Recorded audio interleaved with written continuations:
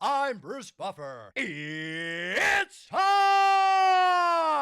for the Anthony Gorgano Show! Good morning! Happy NFC title game Tuesday. Wow. It feels good to say that, man. NFC Championship game at the lake. Sunday. Oh, it's going to be incredible. 3 o'clock. This is the Anthony Gargano Show. We're presented by Rite Aid. Go to riteaid.com to find the nearest store and pharmacy. Well, we are just now in the midst of it. It's on. Jalen Daniels is the guy. That's what stands between the Eagles and the Super Bowl and New Orleans. Jalen Daniels, the Wonder Kid. We'll talk all about him today as he presents the greatest danger for Sunday. Brian Mitchell, our old buddy, B. Mitch, who's down in Washington, who is Mr. Commander, will join us coming up at 9:20. We'll talk to Bo Wulf, the Brain, Baldy, Mike Sealski from the Inquirer. So we got all kinds of stuff to dive into today on this NFC title game Tuesday last night. Oh, the championship game. Can I just tell you before we get into all this stuff, because, you know, the NFC championship game is going to be great and all, but we put to bed the college season last night. Ohio State gets the national championship. It was a great game. Actually, I mean, they're a great team. And the Irish played tough. They didn't quit. It looked like it was going to be a blowout at halftime. All right. And they made it a game. They made it a sweat. It was a lot of fun. But can I just tell you, I'm going to miss it.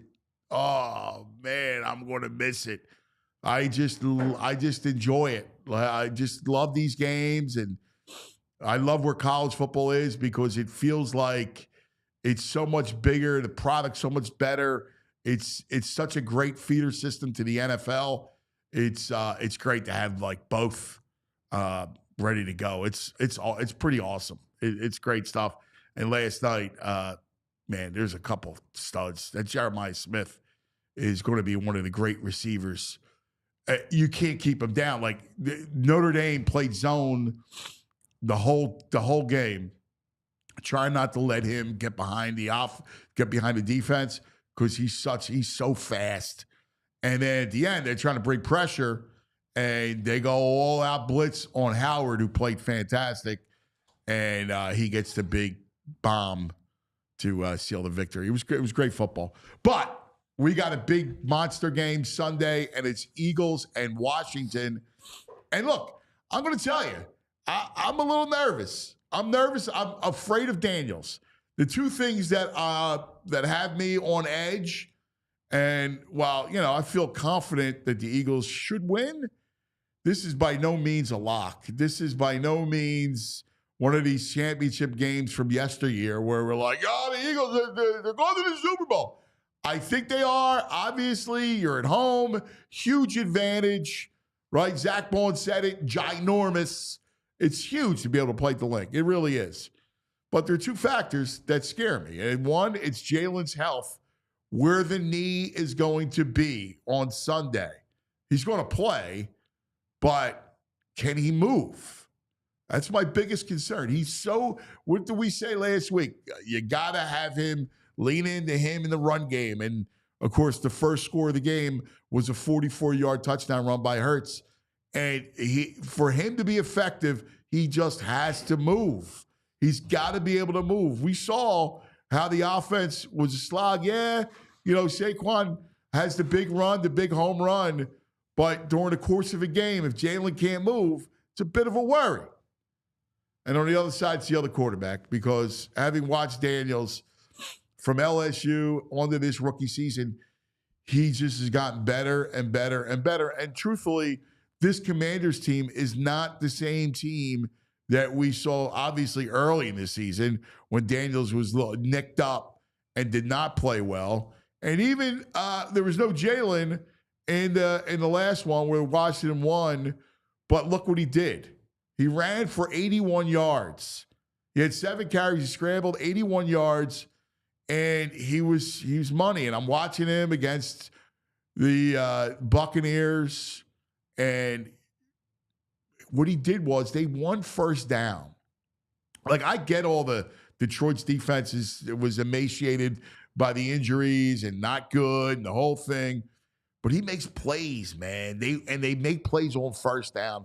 I think the game is going to be won on first down. And this is where I have a lot of faith in Vic Fangio.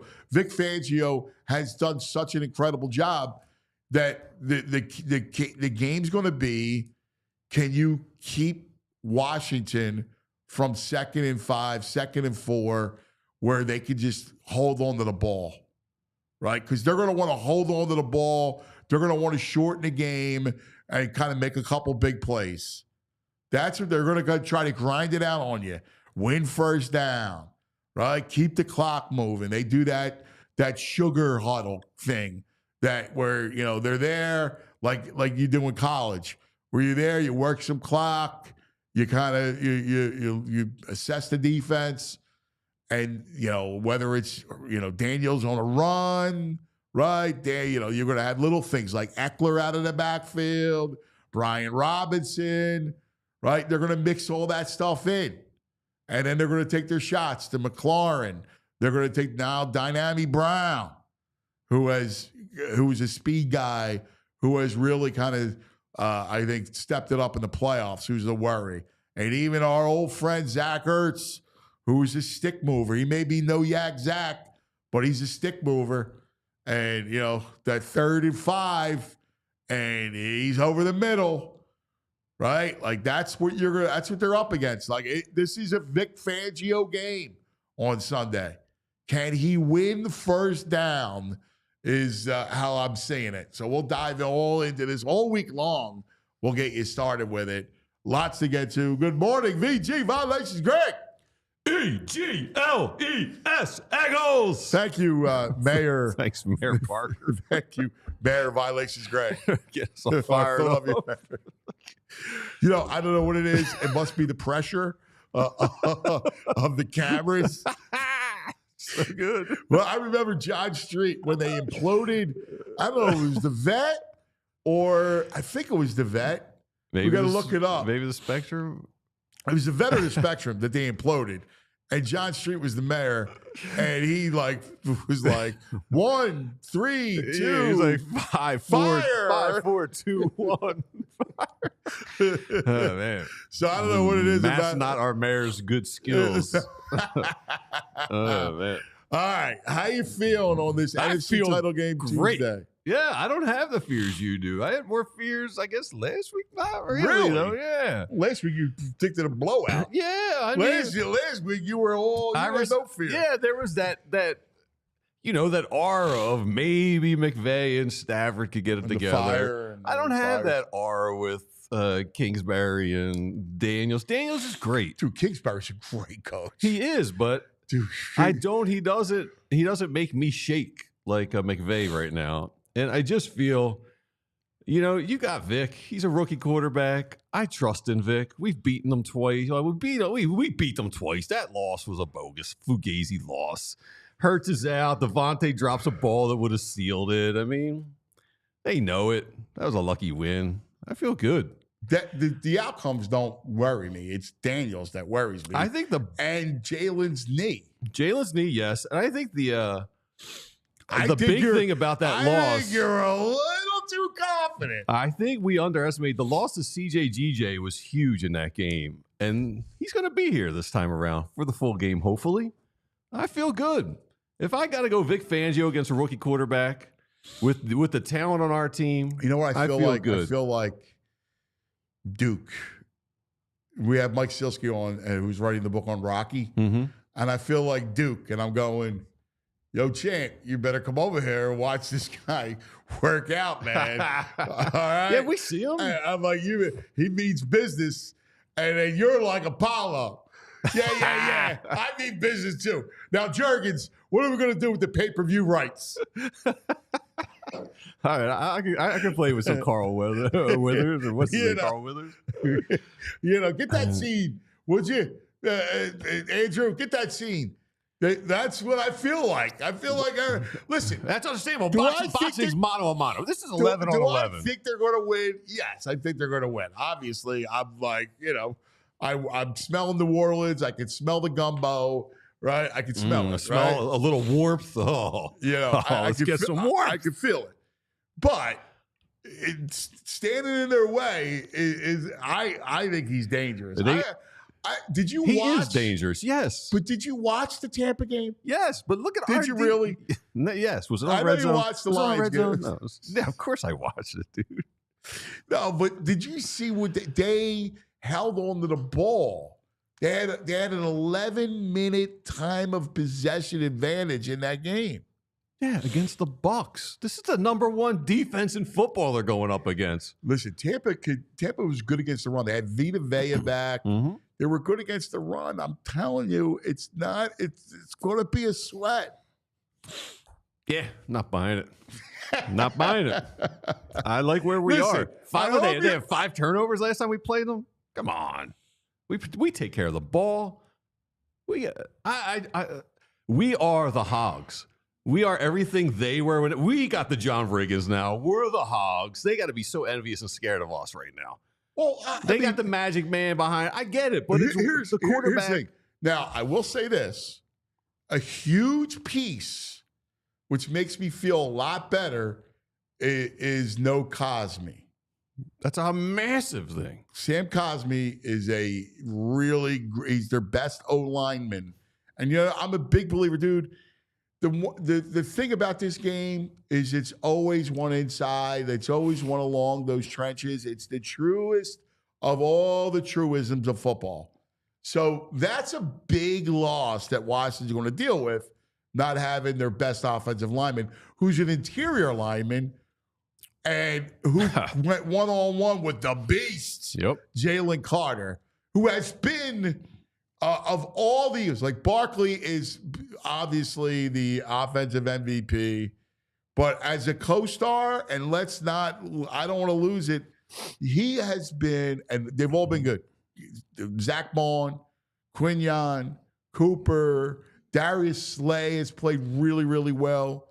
That defense has been terrific, but it's all about Carter. Carter has been the MVP of that defense. Uh-oh. Carter has been just a game wrecker. He's next level, and it's not a slight to Cox or any other D lineman, but he's the best D lineman since the Reggie Jerome days. Yeah, I'll be honest with you. Listen, and I know, and I took some heat earlier when I said this about it because people were going, you don't respect what Fletcher did. Yeah, Fletcher was very good.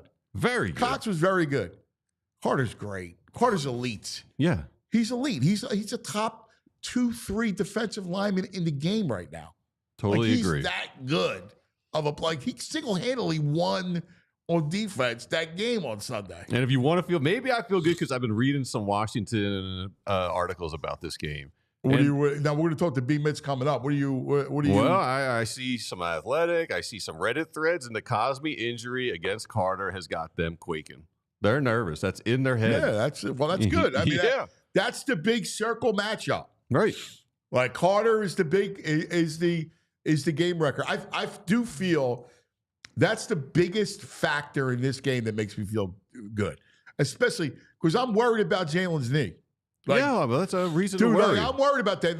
No joke. I don't think this Washington defense is that good. Mm-mm. They're 30th against the run for one thing, so This should be run all day. Right. But, again, run all day. But what they're going to do is they're going to crowd the line of scrimmage, right? Bobby Wagner, they look a little bit better because, look, I'm a big Bucky Irving fan. He plays for the Buccaneers. They shut Bucky Irving down. And part of the way to do it is they held on to the ball and then they shut Irving down. Now, we saw Gibbs last week completely up the gut, right? I mean, at one point he was averaging 10 yards a carry. I thought the biggest mistake the Lions made was getting away from the run. Now, you could also say that was their big win, their signature win, right? You go into Detroit, shock the world. Now it's all gravy. My only thing is he don't know to talk about Rocky again. Jaden Daniels don't know the script. Like the script is the Eagles versus the Bills or the Chiefs in the Super Bowl, and Jaden Daniels don't know the script. I mean, there's a lot of people think the script should be Jaden Daniels beats. There's a meme out there that says only one man can stop us from watching Jalen Hurts throw for 150 yards in the Super Bowl. I ignore all that stuff because the whole world hates us. So that is true. The true isn't that we had nobody like Jason Kelsey said it. Nobody likes us. We don't care. And it's the truest thing he ever said. Truth. It is. Absolute truth. Facts. No one likes us. And we don't care. No, we don't. I think we care in the sense that we love it. You know what I mean? Yeah. No, we wear it as a budget. Bucky Irving, great young running back. Tampa Bay's offensive line, Detroit, good offensive line. Eagles, the best offensive line. I just think they smashed the running game down this team's throats. Yeah, I like it. I don't think they hold the ball. I think we hold the ball.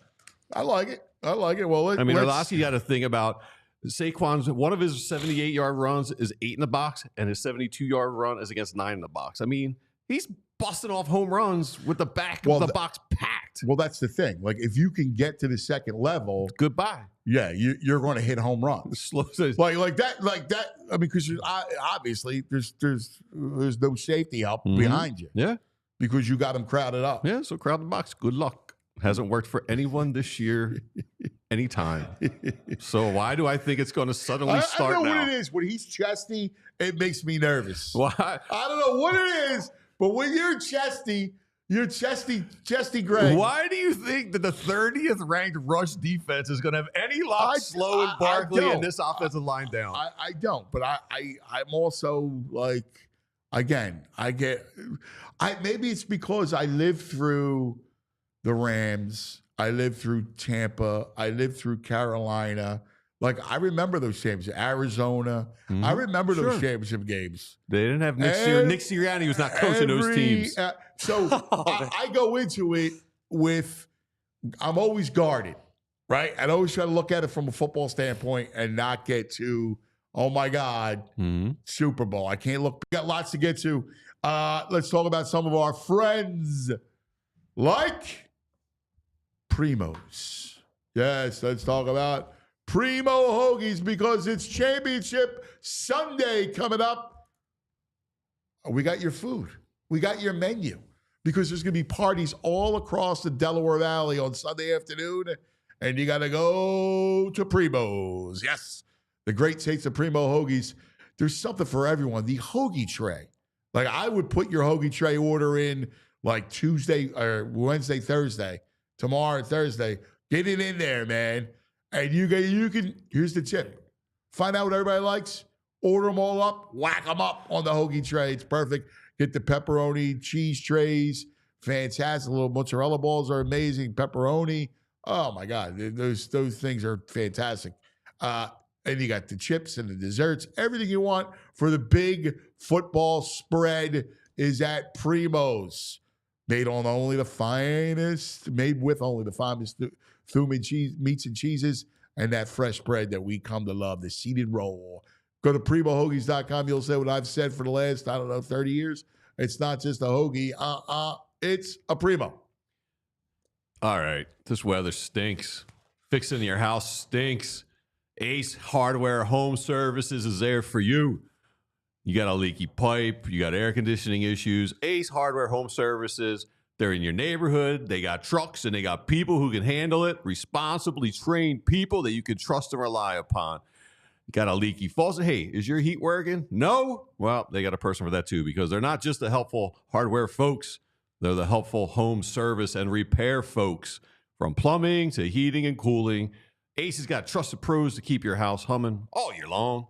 Ace Hardware and Home Services are bringing the helpful home, the helpful you love from the store, now to your front door. You know, if you got something you need to do outside, it's too cold. They'll handle it. Visit Ace Hardware Home Services online at www.acehardwarehomeservices.com to get started on that next home project. Ace is the helpful place now at home. Yeah, it's helpful. They got helpful folks. All right, now joining us, our old friend. We love him. He's Mr. Commander down there. Mr. Commander. He is the Commander-in-Chief. All right? He's our Commander-in-Chief. Anytime we go to Washington, I want to go to my good friend, Brian Mitchell, the great B. Mitch. Good morning, B. Mitch. What's up, brothers? How y'all doing? What's up, B. You Mitch? are the Commander-in-Chief. I guess. I don't know about all that. All right. So tell us, first talk about Saturday night and what Jaden Daniels, my God, that kid is just so special. Yeah, he's remarkable, man. I think the thing about him, he had to learn a lot about this league, but once he starts getting his feet under him and starting to recognize a lot of different things people are trying to do to him, you know, he just began to play even better. But the thing about him that I love so much, he doesn't get too up, he doesn't get too down. He's even keel. And when you are a rookie and your teammates basically look to you for guidance and you give it to him on a consistent basis, you know what I mean? What he's done so far, early on, I understand people could say, 1 game, 2 games, 3 games. If you don't believe he's what he is now, something's wrong. You know what? The thing that's stunning to me is his calmness. Like, he's so calm. You watch him on the sidelines, he's leaning back. He's in the huddle. You look at when he breaks the huddle, he's calm. Like, you played that position.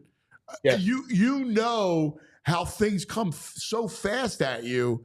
I guess he trained on the virtual reality thing, but whatever it is, the game is so slow. Like, you could see how slow it is for him. I think the virtual reality makes him see things a lot better. But, you know, when you start hearing about these kids, like his dad has been his coach, per se, for a long time. Yeah. I was talking to TJ Hushmanzada earlier this year when they played against Cincinnati. He said every chance this kid gets, he came back home. And he works with his dad. You know, his dad is the reason everything he knows about football and how he plays it and the calmness he has, that comes from his dad. And he still, when he gets a chance, go back and talk with his dad. So, you know, I have to say kudos because both his mom and dad are very, very involved with him. But his dad has made him as calm as they come. I haven't seen many quarterbacks, veteran or not, be as calm as he is. Yeah, I love that story. I absolutely love that. As I have a son who's a quarterback, I can only dream someday that my Massimo would come home to talk to me.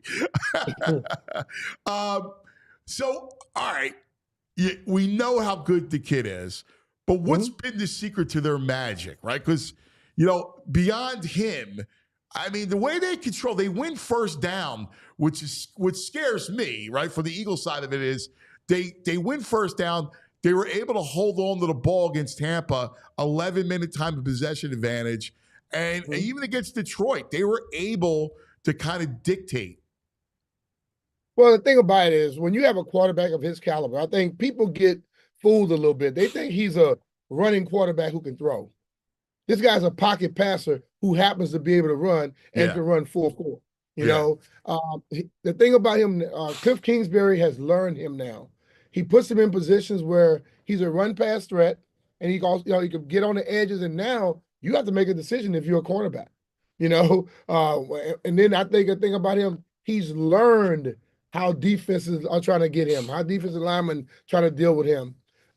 When they get 4 or 5 yards on first down, and they could get 3rd and short, 4th and short, you bet your ass they're going for it. Yeah. You know, a team, they've completed converted 86% of their fourth downs. Hell, I was listening to somebody earlier say Michael Jordan hit 83% of his free throws in his career. So, if you're hitting 86%, you got to take that chance. And the game on Saturday night, Dan Campbell was going for it. Dan Quinn was going for it. But Dan Campbell didn't have, Jaden Daniels on his side where he can run it or he can throw it or he can hand it off to somebody. So there's so many different options that they can do that makes people have a little pause. And if you slow down a little bit, he can get on the edge on you. Now, here's what heartens me from the Eagles side, right? Now, this is when I go to my green comes out, is no Cosme is a big deal on that line. And on the other side of the ball is a beast, Jalen Carter. Yeah. And you know what? The thing about it is this team has had the mindset all year. Anybody, any place, anytime. Okay? They next man up. And I think you have to have that mentality because one guy is not going to completely disrupt a whole team and one guy's not going to stop another team from being able to get it done. They played against the number one defense in the league just last week. And Cosme went out the game and they destroyed them. I think the ultimate thing, Jalen Carter has come into his own. He's an unbelievable player. But they're going to have to figure out a way. See, when a guy is that type of guy, you don't run away from him all the time. You run right at him. You make him have to take on people all day. And I always tell people, grab a guy and wrestle with him if that's your size. And if he constantly has to wrestle, and maybe wrestle two people at one time, he gets a little tired. My mindset, I would go straight at him. I don't know what Cliff would do, but I would go straight at him. You can't run away from guys like that. They will destroy your whole mindset. Talk to me about the Washington defense because, Gibbs had a lot of success. I thought one of the mistakes was, and I know Commanders were leading, but I still thought they got away from Gibbs too much. And I don't even know why. And I love Montgomery, and he was a big part of their early success, but I don't even know why you're screwing around with that. The Gibbs wound up getting 13 carries. That's it, and goes for over 100. He was averaging 10 at one point. Yeah, I agree. He's probably the fastest guy on that football team. He may be faster than Jameson Williams, but he has unbelievable balance. He has unbelievable vision. When they came out with Montgomery, I was happy. The defense this year for the Commanders, they've given up stuff early, but late they changed things. Like when they played against the Eagles here in FedEx Field, Saquon had 109 in the first quarter. He ended up with 150. I think that whole thing where they make adjustments. I just hope they make adjustments in the first quarter, not wait till halftime. And I think they've done it all year. They give up a lot early, then late they hunker down. But I think a lot of it also is because of this offense. I heard you mention it coming in. Their first drive was 17. I think they had 17 plays, 9 minutes and something. They took off the clock. If you can have those type of situations, every offensive coordinator in the league, they get antsy. If a team holds the ball for 8-9 minutes, score a touchdown, they automatically feel they got to start throwing the ball around. And I think that's been a big plus for them. They've led in most games time of possession. That can put a stress on any team.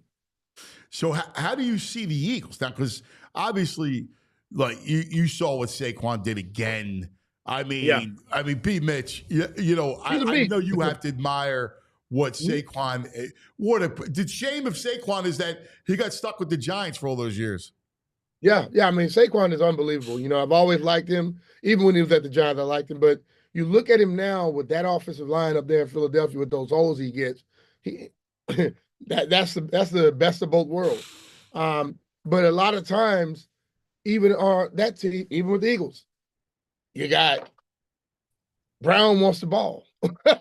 Jalen got to start. They want Jalen to start doing things. You got to be able to get the mindset, and whatever's working, you got to go with it. This game is going to come down to, I think, the running and stopping the run. We could talk about all we want about passing the football, how much they throw it around receivers. If you can't run the football, you can't stop the run. You're not winning the big one. Point blank. Yeah, and I guess that's what kind of when I'm keep matching up. I think it's going to be an epic. I think it's going to be a really good game. But the reason why I keep going back to an Eagles, not from a homer standpoint, but again, at the link, this is a tested team that was in the Super Bowl just a couple years ago, right? Like you got stars all over the place.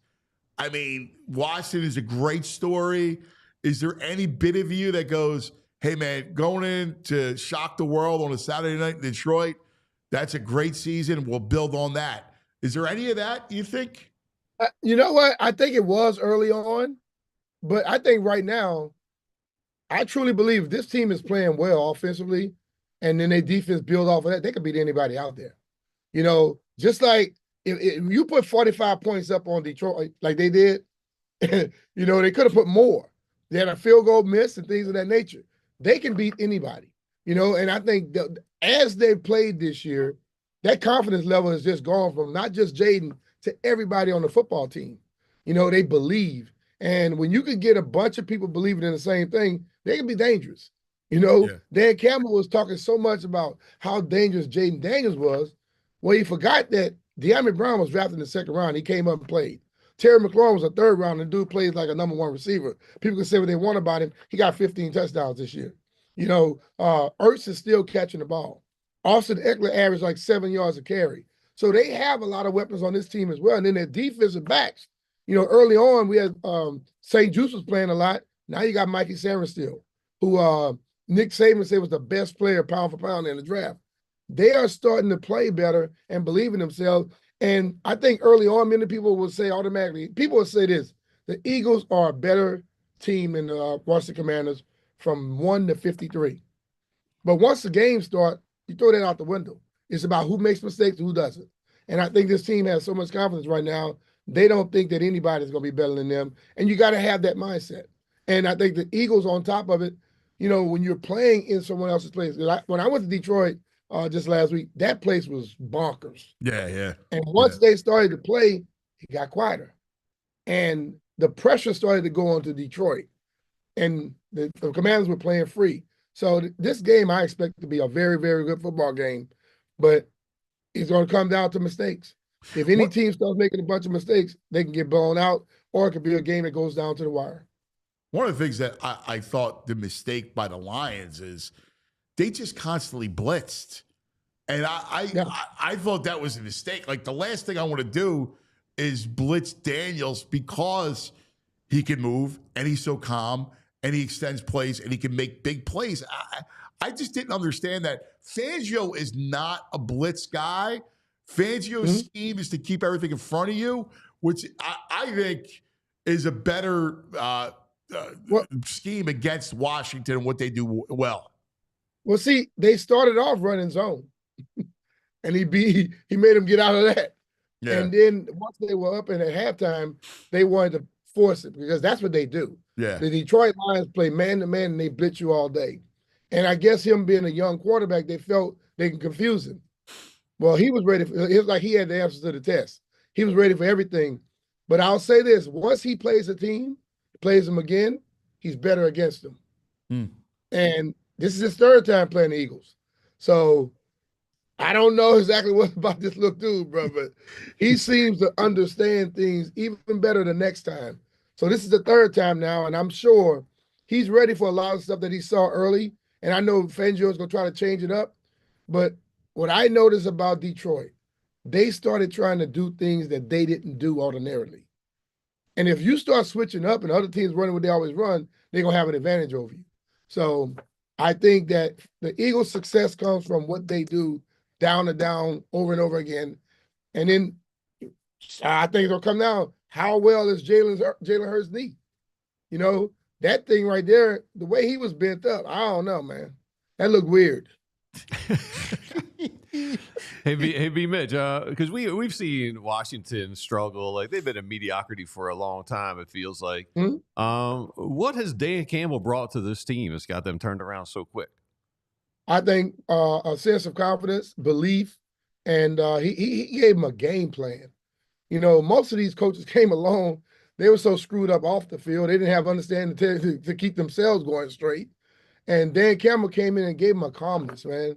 And all of these dudes believe in themselves. And he constantly is giving them that level. Like, when your coach is always telling you how good you are, because like I told a story about Coach Gibbs, you always tell me how good other teams were. I got pissed at that.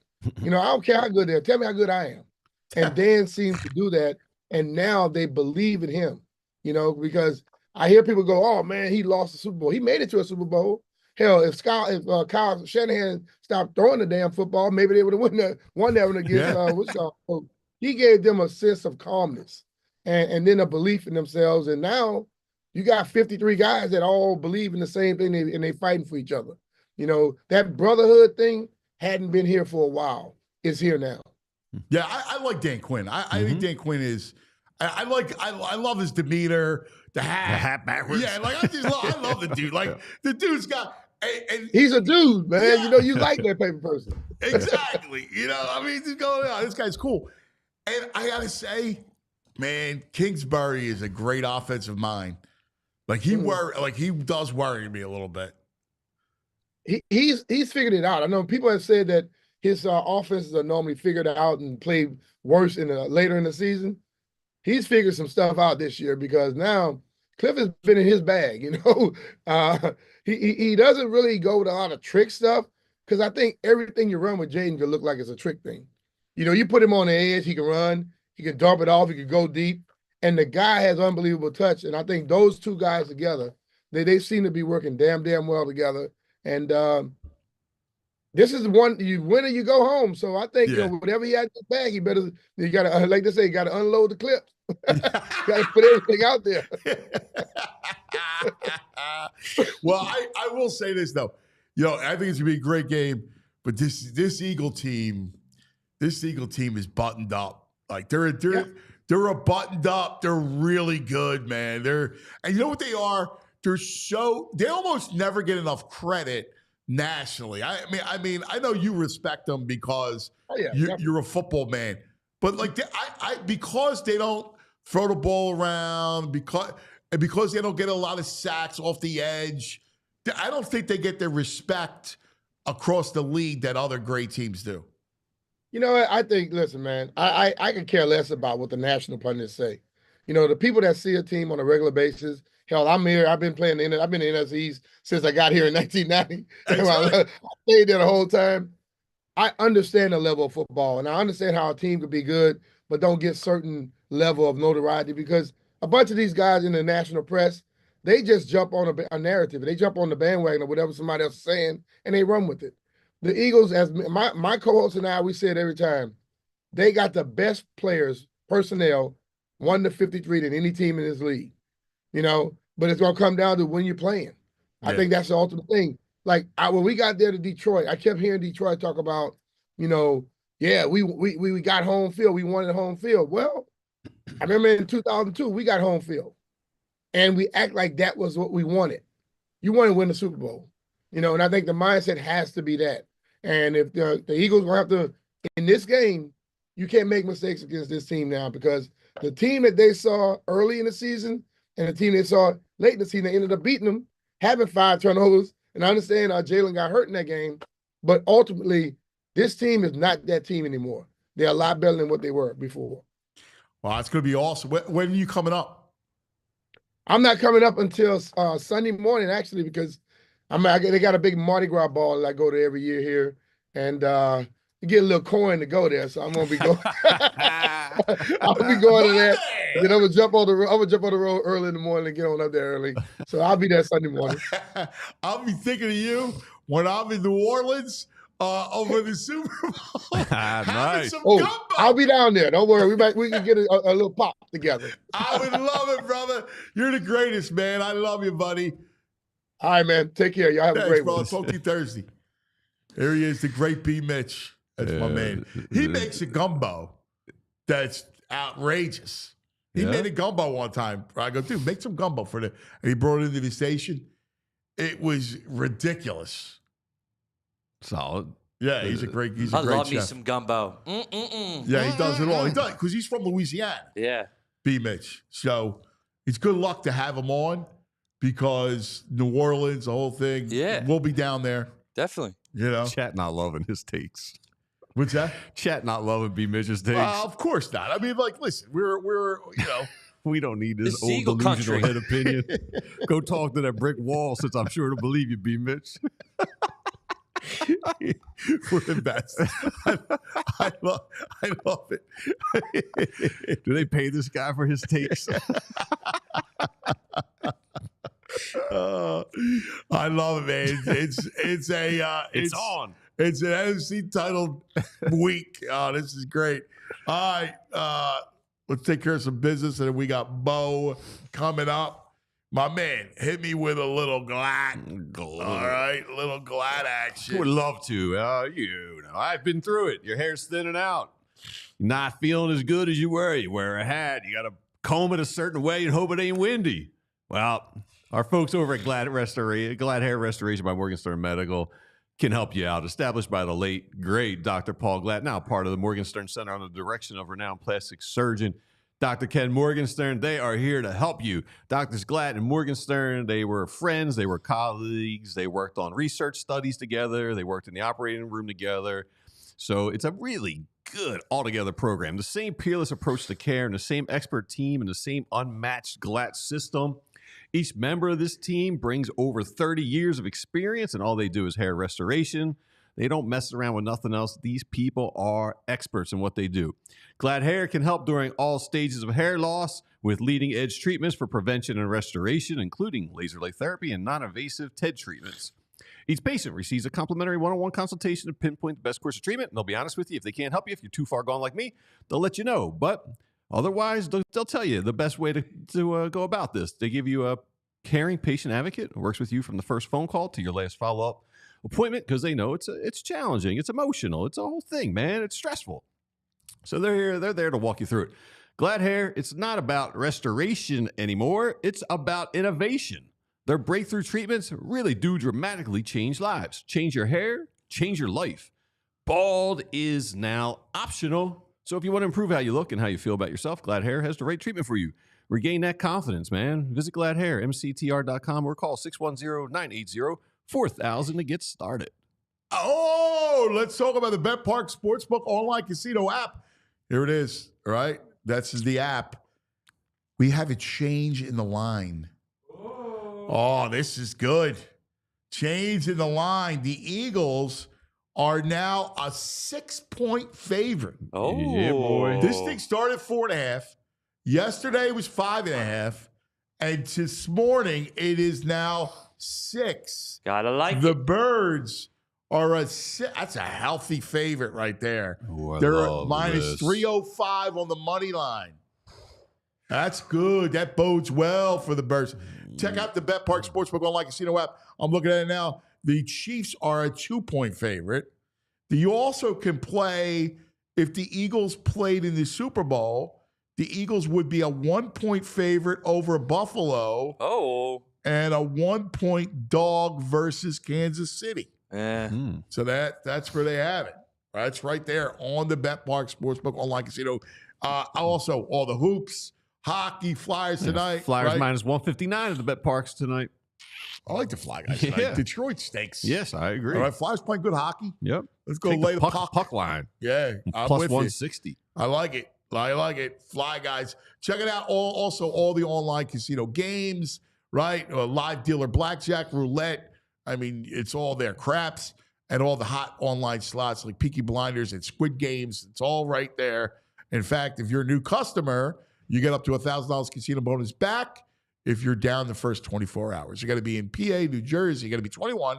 You got to be in PA, New Jersey, Ohio, Michigan, Maryland. If you have a gambling problem, please call 1-800-GAMBLER. All right, now joining us from the All PHLY Bird Show, our man Bo Wulf, the Locker Room Report, brought to us by Valley Forge. Valley Forge, oh man, Momco, man, we love it. All right, check it out. Oh, good morning, Bo. Good morning. How we doing? Good, buddy. NFC Championship week. Hey, Eagles now 6-point favorite. I think maybe that initial line, maybe a little bit of concern about Jalen Hurts, and maybe they got good news there. But yeah, I think that's about where it should be. Don't you think? Yeah, I just saw it go up. It was 4.5. Now it's 6. Yeah. What are you hearing about Jalen? I'm not hearing much. He had the little back and forth with Zach in the post game press conference where he's like, we'll see how the week goes, and Zach's like, just to clarify, right, as a good reporter does, he says, like, does that mean that your status is up in the air? And Jalen concedes. He says, I'm gonna play. So he may be hampered, but he's going to be out there. Well, listen, I think we've seen enough Kenny Pickett against the Commanders, so let's I you know. have no doubt that he's going to play, but my only concern is, can he move, right? Because it's him being able to move is so vital to everything. I mean, you saw it play out on Sunday. What was he like when he moved? What was he like after he tweaked the knee? Well, exactly. And some of that it also coincided with when the weather was getting nastier, right? So it's tough to think that it was exactly 1-to-1. But yeah, I mean, the first drive, you see the effect of his legs on the 44-yard touchdown run. Obviously, that then affects the way that the defense plays against the running game the rest of the game. It helps open up the explosive runs for Saquon Barkley. So even beyond that, it also affects like his ability outside the pocket to get away from those rushers and not take some of those terrible sacks that he was taking in this game. So, all right, how do you match it up? Let me see. You've seen Washington twice. How are you matching it up? To me, the most interesting chess match in this game is Jaden Daniels versus Vic Fangio, right? Because I don't know who to think playing a third time is an advantage for. On the one hand, you could say, well, Vic Fangio is the grizzled vet. He's seen everything over, his 300 years coaching in the NFL. Now that he's seen Jaden Daniels twice, he can have a plan for him and all of the variability of, the second play, right? So you cover the first pass and then you got to defend him as a scrambler. They will have a better plan for that. On the other hand, maybe Jaden Daniels is just this good, and as like a machine learning processor, once he's seen Vic Fangio's defense twice, he will have better answers the third time. So to me, that is the most interesting chess match in this game. I thought Oren Burks played about as well, if not better, than you could have expected last week. But this game is going to be a much different test if he's, the guy in the middle of the field who has to deal with Jaden Daniels coming downhill. To me, that's the most interesting thing. And obviously, Jalen Hurts is an X factor here because I think that the Eagles will be able to move the ball on the Commanders' defense. Now, the Commanders' defense has given the Eagles some trouble in the running game in the two matchups this year. They've had a bunch of different things that they do on the defensive line that has messed with the Eagles' offensive line. And they had a couple big Saquon Barkley runs in those two games. But other than that, they were held down on like a success rate basis more than most run defenses have given them trouble. So if AJ Brown is not let me follow up here, because in the second game we saw Saquon go nuts in the first quarter, and then Jalen got hurt, and then that kind of switched. You put it squarely on that factor, or did Washington do something different to kind of combat that? Yeah, they were doing a bunch of slants up front that messed with the Eagles in the running game, and they did the same thing in the first matchup. Now, the long Saquon touchdown run in that second game came, I think, on Pickett's first possession, but they hadn't quite adjusted. And then after that, they shut down the running game a little bit. So I think there is something that Jeff Statland has to solve for. But I also think that if there's, we can talk about faith in Vic Fangio, but if there's anybody who I have faith in a third time, in a matchup, I would say Jeff Statland coordinating that run game is pretty high up there. Yeah. And the other thing to me, the biggest factor of the game, no Cosme for Washington. He's their best interior lineman. And of course, that circles the beast, because the beast has just been a game wrecker all season. And Cosme probably has played Carter better than anybody he's faced all season long. In that first matchup especially, he really did a good job against Jalen Carter. And so that is absolutely huge. I would imagine that Jalen Carter is going to see about as high a share of double teams as he's seen all season in this game. And frankly, I think that's okay, because Milton Williams, when he gets singled up, has been a game wrecker himself. What are you hearing on Quinyon? Nothing new yet. I'm expecting this is one where we'll get, the national reports probably, at some point late morning, early afternoon on Quinyon. And you got to give all the credit in the world to Isaiah Rodgers, because every time he's been called into action, he's done very well. But there's no doubt that, against Terry McLaurin, who he shut down in the first matchup, that having Quinyon Mitchell would be huge. Yeah, health is everything. Hey, Bo, that second game, the Eagles defense pretty much held them in check until CJ gets ejected, and then they explode for 22 points in the fourth quarter. I don't expect that to happen again with CJ there. How big a factor was that in that game, do you think, him getting kicked out? It was a huge factor in that game, no doubt about it.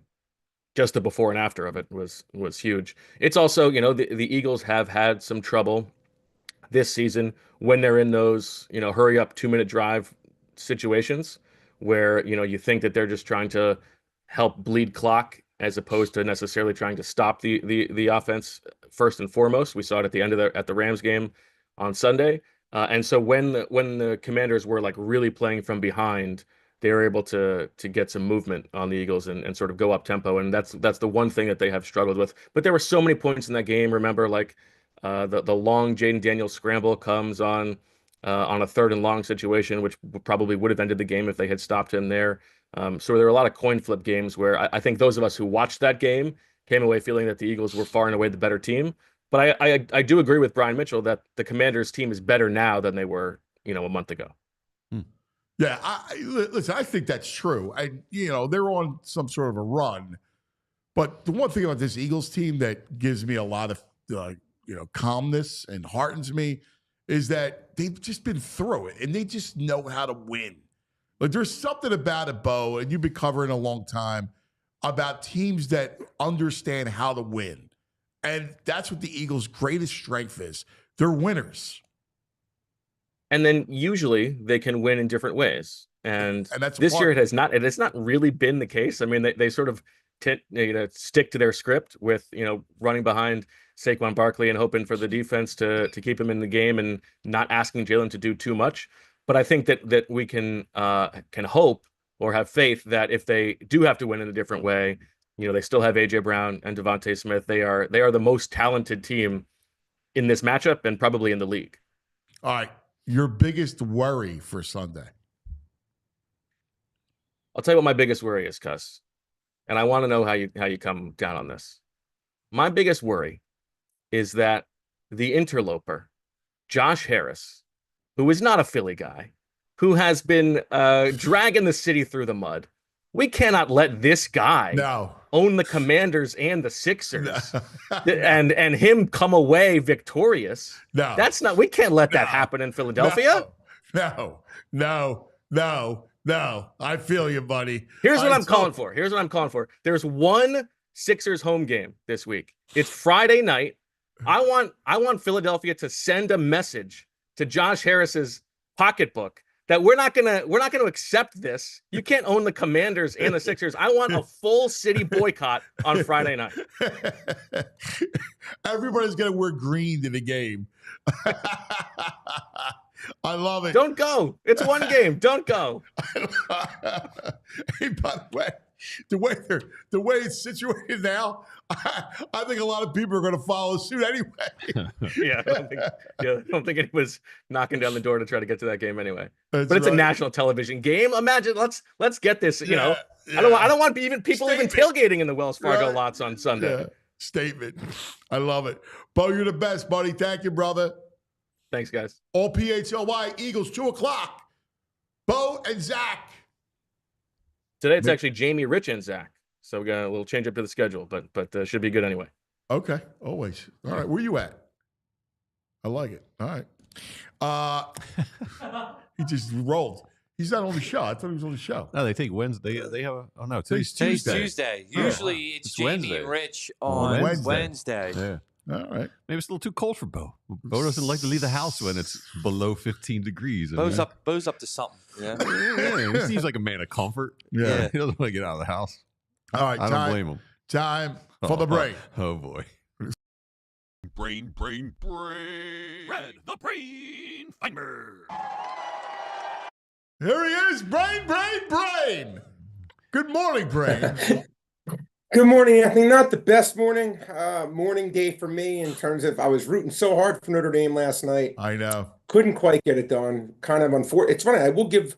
Actually, thought it was me more of a blowout than it was. Ohio State did get the cover, but Anthony, I got to tell you, when it was, what did they get the score to? Like 31-7 or something like that. Yeah. And the fact that they actually 28-7, got it to where they did. Yeah, got it to where they did. I actually do give Notre Dame credit for making the most of the situation, so to speak. But Ohio State deserved it. Sweat, man. Great house.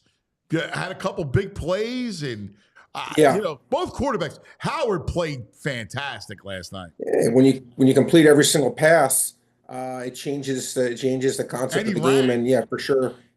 Yeah, exactly. Listen.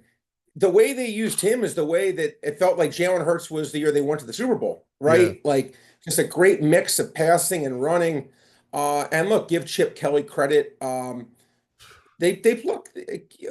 to the victor goes the spoils. If nothing else, I try to be objective. Ohio State deserved it. And they played better, and they were the more talented team, and they made the big play there at the end. I give them credit on 3rd and 11. By the way, I got to tell you this. It's funny. He was getting some criticism, Freeman. And I'm curious, Andy, if you agree. When they were down 16, I think it was early in the 4th.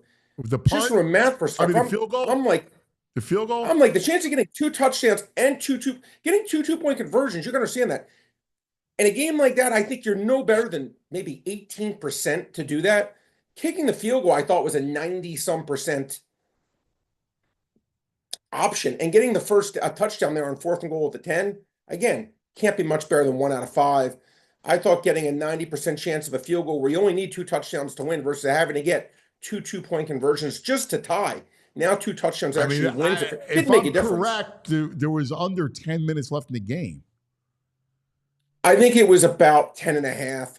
I would have went for it. I mean, listen. You would have gone for it? I would have went for it. I would have went for it. At that point, I hear you on the 2 2-point conversions, and I got the one. Definitely defer to you with math, but I would have went for it. Ultimately, you were correct because they did make it a game. They just never got the ball back again. Yeah. No, you actually can say, Anthony, that you were correct because they cut it to 8. If they had gone for the touchdown there and scored, it would have been a tie game. And at that point, the entire play calling is different. You can't even look at what the score was because you never know how it would have turned out. Yeah, I think that's where you try to get a little magic going, and I would have went for it. But whatever. I mean, listen, they played their hearts out. He's a great coach. They played their hearts out. Again, that team's an all-star team that'll have 2 great backs. Quarterback played well. The Jeremiah Smith is ridiculous. They got weapons all over the place. Tough team to stop. Again, when you can't get any stops. It makes it quite difficult. That first drive was perfect for for Notre Dame. Yeah. 10 and a half minutes. 10 and a half minutes. You take off, literally you take off 15, 17% of the game clock. Yes. And you perfect thing, but then boom, Ohio State just goes down on them like Swiss cheese. And they didn't punt. God, they didn't punt for the next, 2.5 quarters. No. They scored every possession, but good college football season. And I think hopefully the committee learned a little bit about the playoffs in terms of making it more fair, what things they can do to avoid the Penn State situation to me, and Arizona State, Boise State. I feel like those 3 teams got draws that were not corresponding to what was deserved. And I'm hoping that, next year they can maybe just make it a little more fair, so to speak. But again, the best team won. So at the end of the day, they can make it say, you know what, we think the best team won. I can't argue that. All right. There's been a change on the BetPark Sportsbook Casino app. The Eagles are now 6. Yeah. And I got to be honest with you. You asked me what I think it's going to close. I think it's going to close at 6.5 is what I think it's going to close at. I do. I think, again, when that line came out, I thought it was definitely low. And I thought it was low because let me make this clear, Anthony, for a reason, right? I mean, we saw Hurts injured, we saw Mitchell injured, but more importantly, Hurts. And is he going to play? And now it looks like he's going to. But as you said, Anthony, and I say it all the time, we treat these players like they're John Madden characters. For all we know, again, I'm the biggest swimp who ever lived. If I was sure had the injuries he's had, I'd probably be like crying to my mom, I can't do this. This is too hard. So these guys are so tough. But it can affect your performance. Like if you're really severely injured, it's not a matter of toughness. It's a matter of sometimes it's just hard to play the way you're accustomed to playing. I hope that's not the case. I hope we get a relatively as healthy as possible Jalen Hurts, but we're all just speculating to a certain extent of how healthy he is or isn't. Yeah. Gotta feel good. Brave thinks it's going to go 6.5. I mean, because but here's the he's- thing. I don't care about he's- the cover. He's talking about double-digit loss yesterday. No. I said if they played the Ravens in a Oh, rematch all to right. me, the Ravens in a rematch to me would have. That's right. That's right. Because My I think bad. the Eagles defense now I'm getting sucked potentially into all this VG chat. is The not. chat room's disgruntled with Brad's takes yesterday. I feel like he was I'm sorry. anti-Burge yesterday. No. I'm not anti-Birds at all. Again, great win against the Rams. I thought it was gonna be a lot easier than it was. I really did. And look again, but to me, the field goal kicking situation, VG, and the quarterback situation, again, you can, kind of just try to say, okay, it's fine. I don't think it's fine, but that doesn't mean I'm right. I'm smart enough to know that. But for the record, if you had $1 million that's for free and you could bet it on one team on the money line, you bet the Eagles.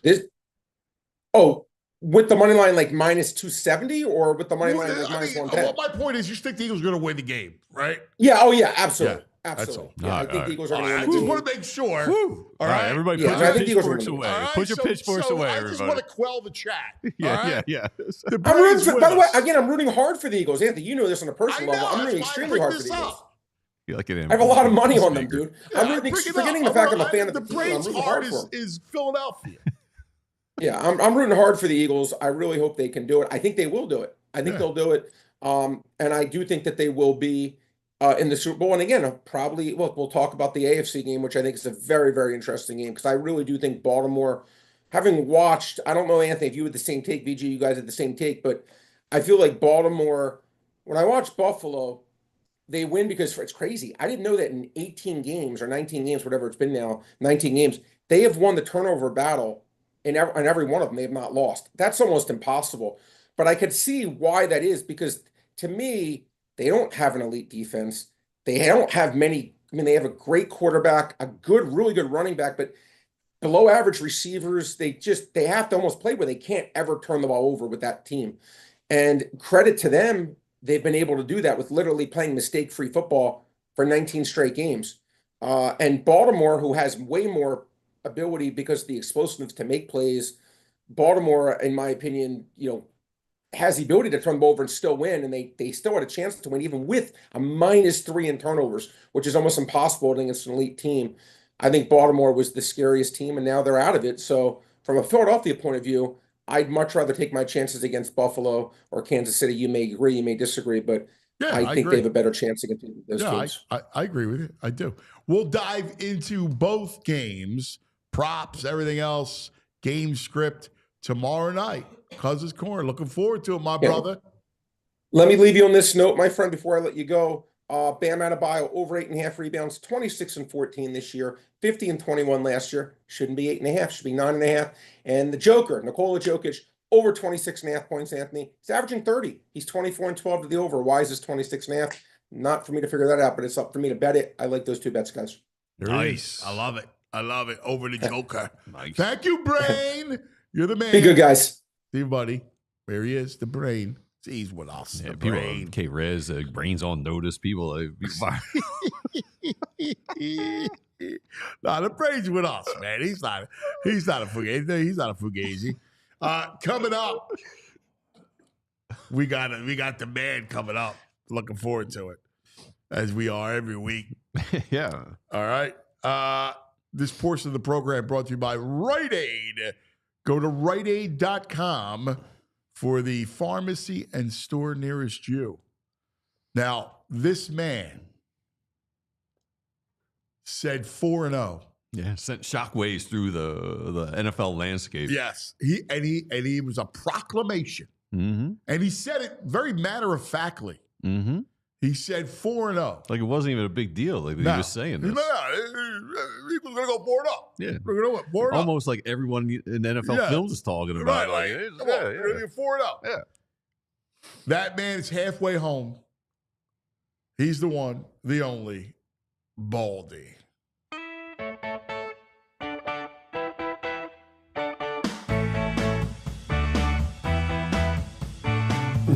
Baldy. Oh, let's talk some football. Ay. I got Baldy. Oh, he likes pizza and football. Oh, Baldy. That's right. Halfway home, he made the proclamation. The one, the only Baldy. Guys, good morning to you. Good morning. Top of the morning, my your brother. driveway is all shoveled and cleaned up and getting ready for this coming weekend. Who would have predicted the NFC Championship game right here in South Philly? But here we are. Now, are you in Florida right now? Escaping Yes, the cold? I am in Florida. Got here late last night. That those cold temperatures just aren't me anymore. I did all that. Man, I wish I could go with him. Oh my God, yeah. This was I mean, it horrible. was like 6 degrees this morning. I mean, Who's counting anymore? Like it's just at a certain age you just go, I could do without it. So here I am, a snowbird down in Florida. Well, you deserve it. You deserve it. All right. So we got lots to unpack. Let's start with Sunday and what you saw Sunday from Saquon. Let's go with the obvious. Let me hear you wax poetically. You're good as a poet. So hit me with some Saquon love. I mean, look, it's he's Aaron Judge. Aaron Judge goes to the plate. You got to watch.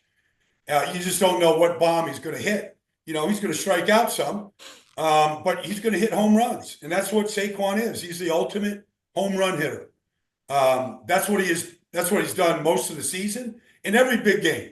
I remember when the Eagles were reeling that game, Week 3 in New Orleans. They just come off a horrible loss to Atlanta. They don't have a single point on the board, and he breaks that one, off the left side behind Landon Dickerson and changed the whole game. It really changed the direction of the season. What he's done to the Rams are they got a lot of good defensive players. They're well coached. Like, you run for 500, almost 500 yards against the Rams in 2 games. We've never seen anything like it. His home run hitting ability, that jump cut in the snow, for the final one, 78 yards to put the game literally on ice. You can't practice that because you can't practice in those kind of conditions. You don't know how your footing is going to be. You just trust your eyes and your feet, and you hope everything stays underneath you, and then you take it to the house, and you enjoy that moment right there with the fans. Yeah, I mean, it was amazing. It really was. And on the other side of the ball, the beasts who saved the game. He saved the game all day long. He was incredible, right down to the big 3rd down sack, Jalen Carter. Yeah, look, I mean, he's a handful for everybody. I don't know what the Rams were doing on protection on the final 2 plays, the sack, and then the final 4th and 11 incompletion. They broke down up front 2 plays in a row, but he took advantage of it. And, really, Matt Stafford couldn't get out of his way. It happened so quickly. But he's just, whether it's punching the ball out of Kyron Williams' hands, running a stunt with Nolan Smith. I mean, he's become basically the most dominant defensive tackle in the game right now. And it's kind of interesting. I mean, they had Fletcher Cox for so long that sort of handled that spot. But now he's playing better than Fletcher ever did. And he also plays more snaps. Like, he literally doesn't come out of the game. And so it's just remarkable, just his development, and then what he is able to do when the game is on the line right now. And that's what I would expect against Washington and a backup right guard right now. I would expect the same type of performance on Sunday. It's funny because you brought up the Kyron Williams play.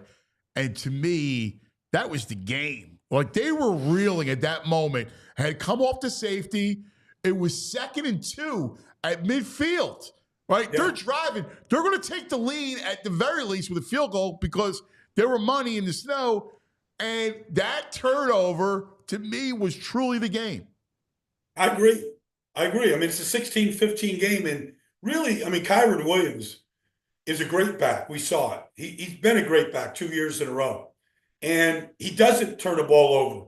But, I mean, he came with a balled-up fist with a knock. I mean, it was an Ali freaking jab. Yeah. Like, it was a knockout punch, and he never saw it coming. He had no way to protect it. And I hadn't seen Jalen do that all year. I'd seen him do it last year, but I hadn't seen him do it this year. And I talked to him about it.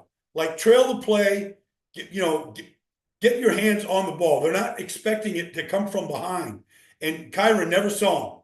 And that ollie jab hit it just perfectly. And you're totally right, cuz it changed the game right there. All right. What did you see from Washington on Saturday night against Detroit?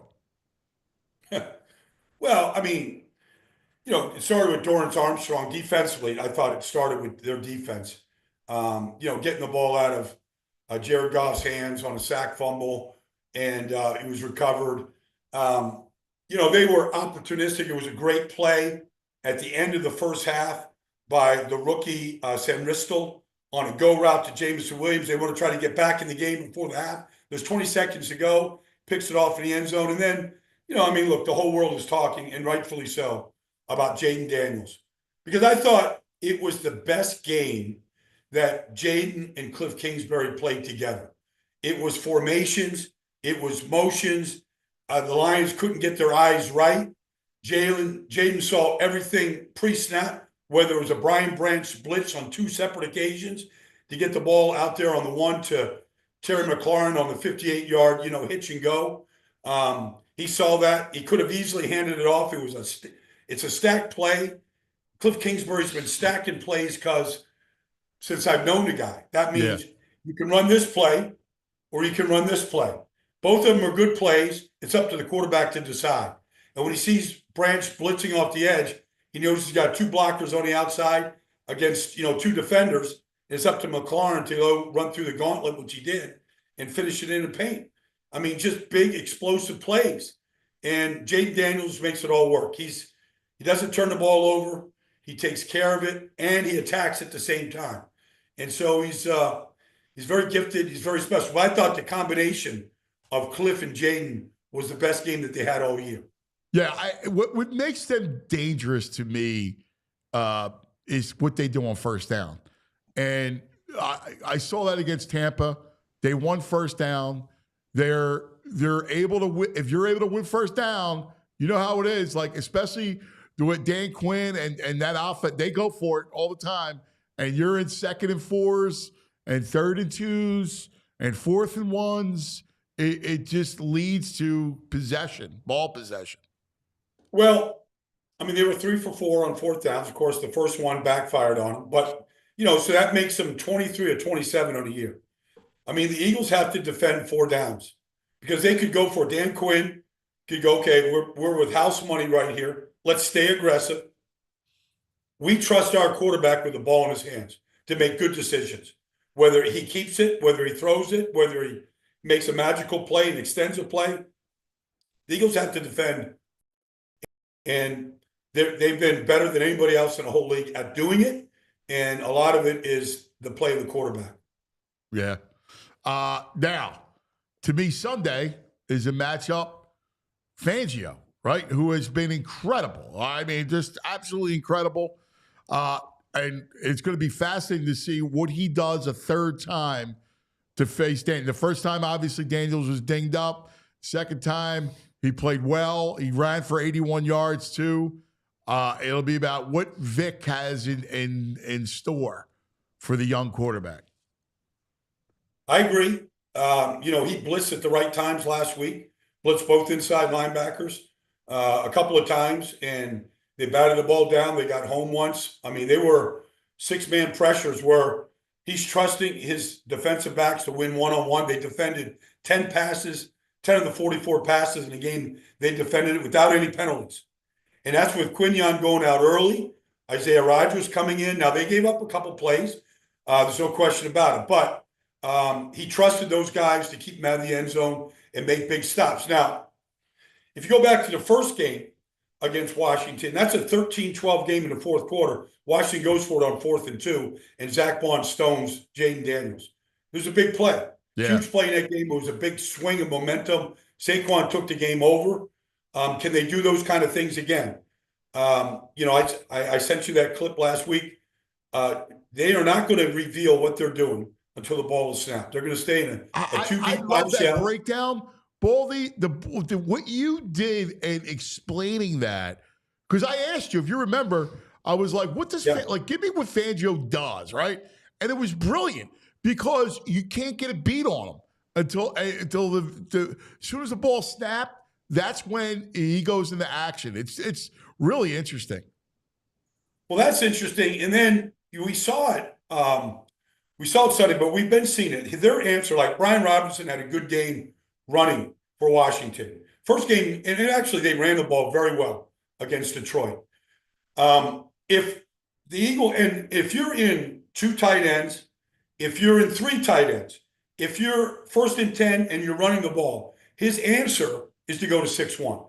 He's going to put Saquon off the edge. He almost intercepted a pass, getting in the passing lane on Sunday against the Rams.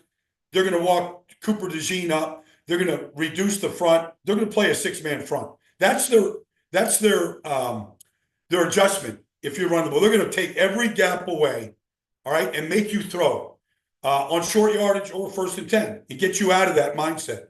So it's not a secret to anybody now. We've seen enough of it. But those are 2 of the staples that Vic is running with right now. And then they're going to challenge your receivers. I mean, Cooper DeJean's going to challenge your slot receivers. They're not going to give Zach Ertz these free releases. He's caught touchdown passes in both playoff games right now. Look, we used to call it, and it still applies. It's no yak Zach, right? Like, he's not getting you anything after the catch, but he's going to get you the catch. And in the end zone, he still can run those little pivot routes, those little quick in cuts, like he did it Sunday against Detroit. But I believe that Vic is going to say he's not getting off the line of scrimmage on us. We're going to stone him at the line. We're not giving him free releases. And that's smart if they do that. Yeah, yeah. Hey, Baldy, we hear talk about how the Commanders kind of stopped the Eagles' run last game and from the first quarter run, but Jalen Hurts only played 4 downs. With Jalen Hurts is right and he's playing, is this running game unstoppable? We've heard like week after week they're going to load the box or this team's great against the run. Is this an unstoppable running game right now? It's unstoppable if they keep feeding it. If they get out of it and get away from it, then you can stop it. So, if you're in constant 3rd and longs, you're going to have to do something different. But if they stay with it, if the score allows them to stay with it, if the conditions allow them to stay with it, it's unstoppable. We saw Mekhi Becton take Christian, Roseboom and literally, just punch him right out of his hole. And Saquon goes, 68 yards. It's really 62 yards. It's unstoppable if they stay with it. And so, as soon as Kenny Pickett came in the game, they really changed their whole game plan at that point. They stacked the box and weren't going to let him run it. Made Kenny Pickett throw. He got some throws to A.J. Brown. Made some throws. But, that whole game plan changed as soon as, as soon as Jalen, got blasted, I think, by Louisville in that play. So how concerned are you? Obviously, Jalen's going to play, but how concerned are you about the knee and his own mobility?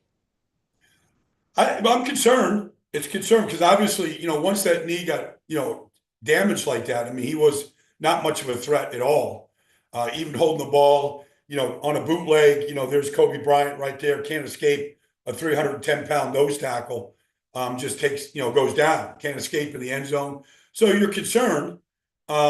He's going to play, but I don't know what his mobility is going to be. And so from that standpoint, it's a concern because obviously he starts the game with a 44-yard touchdown run on the 6th play of the game.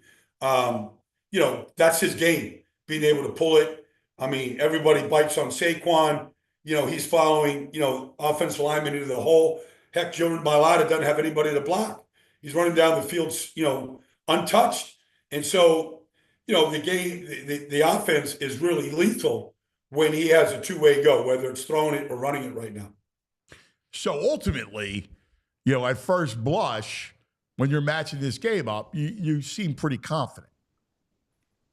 Yeah, I'm very confident. The Eagles are much better. I said, from the beginning that they're the best team in this tournament because they're the best team in the trenches that there is. And it's a couple of things. It's how the offensive line plays together, the play of Mackay, the return of Dallas Goedert, huge in the run game and pass game as we've seen. And then the development of Nolan Smith and the development of Milton Williams, to come and play, and really the health of Josh Sweat. I mean, they're better than everybody else in this tournament in the trenches. And that's where these games are won. And so that's why I was confident. That's why I've remained confident. Regardless of the status and the health of Jalen Hurts, I think they can overcome that in this game because they've still got playmakers all over the place. Damn, Baldy saying they can win with Kenny Pickett even. I love it, Baldy. I love it. That's your translation. Yeah, it feels like throw whoever you want back there. They're winning. Well, I mean, it's they just have an embarrassment of riches where you need them the most. And so, you see Cam Jurgens on the final touchdown run. You see Lane Johnson, the final touchdown run, not allow any penetration on that play. Most right tackles can't cut off that 3 technique right there the way Lane did. Lane got right in front of the end of that play, and there was no penetration. All Saquon had to do was cut to daylight and then finish the play. But they've got, look, Jonathan Allen's a good player, Deron Payne, Johnny Newton, they're good players. They're not built to stop this run. No, and I guess that was my question to you. How the Washington defense has gotten better. I mean, the kid from Michigan who we talked about makes a difference in the secondary. But I still don't know how they stop the Eagles. You bring up their O-line. Their front seven, and I love Bobby Wagner's had a great career, the whole thing. But that front seven against the Eagles line, to me, all day long comes up Eagles. Well, not only that, but for example, if you go back to the Detroit game, Jared Goff throws the interception to Quan Mitchell, the safety. Now, Tim Patrick's sitting in a hole, but it's got to be a perfect throw. He sails the throw, and Mitchell intercepts it and runs it back. It's a pick six. Jalen's not making that throw. He's not throwing. Like, he might take a sack, he might scramble for 2 yards, but he's not making that throw. He hadn't thrown an interception, all right? If you take the Washington game, week 16 out because of the injury, they hadn't thrown an interception in 12 straight games. Like, he's not making that throw. Yet he's still making good throws. I mean, the throw to DeVonta Smith over the middle that he gets, helmet-to-helmet hit on is a great throw. Yeah. The throw to A.J. Brown at the goal line is a great throw. 9 times out of 10, A.J. Brown catches that ball. I think he was thinking about scoring before he possessed the ball. That's just me. Yeah. He makes that catch 9 out of 10 times. But, he's not putting the ball in harm's way right now. He's not doing it. Now, you can debate whether that's good enough or whether that's the right approach, and that's fair criticism. But he's not putting the ball in harm's way. And so he's not making those mistakes right now that Jared Goff made. If the play is there, he's probably going to put it up there and let you go get it. And those 2 deep ball throws that he made were dimes, absolute dimes. Can't throw it any better. So I feel like they can be aggressive, but they're going to be smart. And maybe that's the right approach. Maybe it isn't, but I think it's going to be. Yeah, I don't know how that's not the right approach. I mean, honestly, like, if you're going to look at it objectively, they have had this season and they just win, and they win with this formula that you described, right? Like, I mean, I don't even get if you look at these 4 divisional playoff games, the Ravens turned it over 3 times, Buffalo didn't. The Lions turned it over 5 times, Washington didn't. Houston's special teams stunk. From the opening kickoff of the game, they stunk. All right? The Rams fumbled twice. Like, those things get you beat in these playoff games. And if you don't turn it over and you're forcing turnovers, you're giving yourself, Matt Stafford's a Hall of Fame player. Sean McVay's a Hall of Fame coach. Like, they've got a great receiving core. They're pretty good. Those turnovers killed them in that game. And so they made a lot of plays. Receivers are really good. The catch on the sideline by Nakua in the final minutes, it's a great play. Slay's right there, but the turnovers kill you, and the special teams kill you. And so, I'm worried about, extra points right now and missing extra points like that. Those things kill you in these games. First blush, early read on Bills Chiefs. Well, you just can't bet against Patrick Mahomes. You just can't do it. You can say all the things about Sean McDermott and Josh Allen and their offensive line, who was outstanding, just outstanding on Sunday. Our boy what they Dion, did to the Ravens. Our Dion they're great. Dion Dawkins, they holy call him Dion Dawkins made me sick. But anyways, Buffalo beat them earlier in the year. It's a game worth going to watch. It was in Buffalo, but it didn't matter if you played it, in some parking lot, in Chicago. Like, I think you can't go against the Chiefs right now and how Patrick Mahomes plays in big games. The touchdown to Travis Kelce, it's just a great, great individual play. But I know Josh Allen can make the same type plays. I just feel like defensively, Spags is just special in these moments. How he blitzes, he's got everybody healthy right now. Spags, Andy, Mahomes, Kelce, in these moments, they just expect to be great. I feel like, and I've been saying it for 2 years in a row, I feel like they are incredibly bored during the regular season. And they play like it. And that's why they need a block kick at the end to beat Denver and all the things that they did to win these games. But they come alive in these postseason games. To hit C.J. Stroud 14 times, to take advantage of the protections that they had, which were stupid, but they still took advantage of it. I feel like the combination of the defensive coordinator, the head coach, the quarterback is still too much to ask Buffalo to go win that game. Do you get frustrated, though? The one thing about Mahomes and the calls, there's those two calls. Yeah, I was going to say, all that talent, and then the referees seem to be Do you get frustrated at all with that? Well, yeah, but he knows how to draw those there's some guys in basketball knows how to draw those fouls and get to the free throw line. He knows how to draw them. Could he go down and avoid all of that? Yeah. But he actually, he's flopping on the sideline. They don't throw the flag. He's sliding late, when he gets a call. He understands how the game is called. And they're going to err on the side of caution all the time. And so you can say, well, that's cheap and that's all that stuff. But he knows how to do it. He got 2 of them on Sunday. They barely laid a glove on him on the first one. They could have picked the flag up after they reviewed it. But they're going to protect these quarterbacks. And so, and I say that as, Jared Goff gets blasted by Frank Louvu. So, it's just, it's Mahomes. He understands every part of this game right now.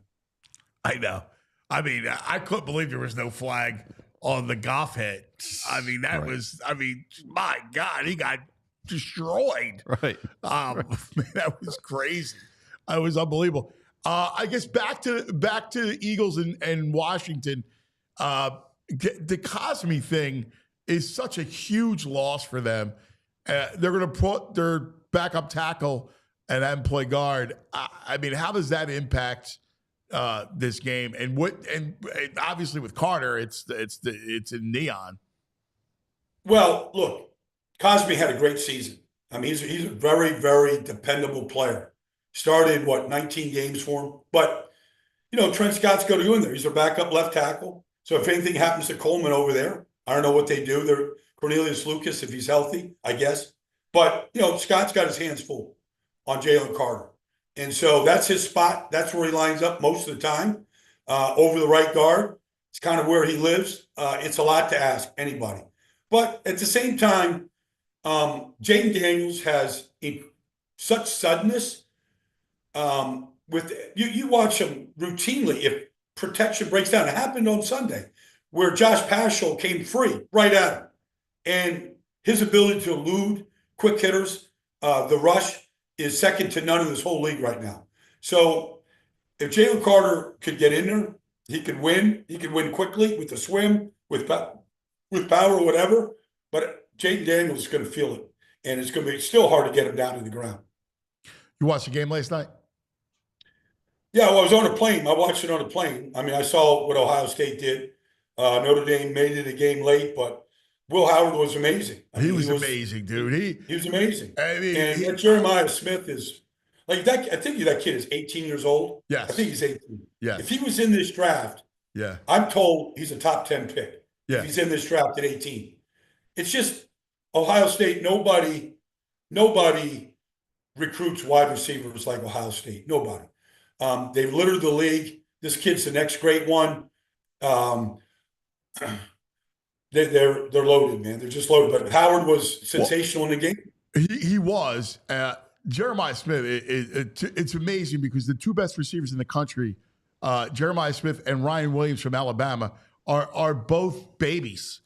They were both 17 going to 18 this year. And it was interesting because Notre Dame, I love the way they played defensively. I mean, at the end, 3rd and 11, you're going to go all out and try to make a play.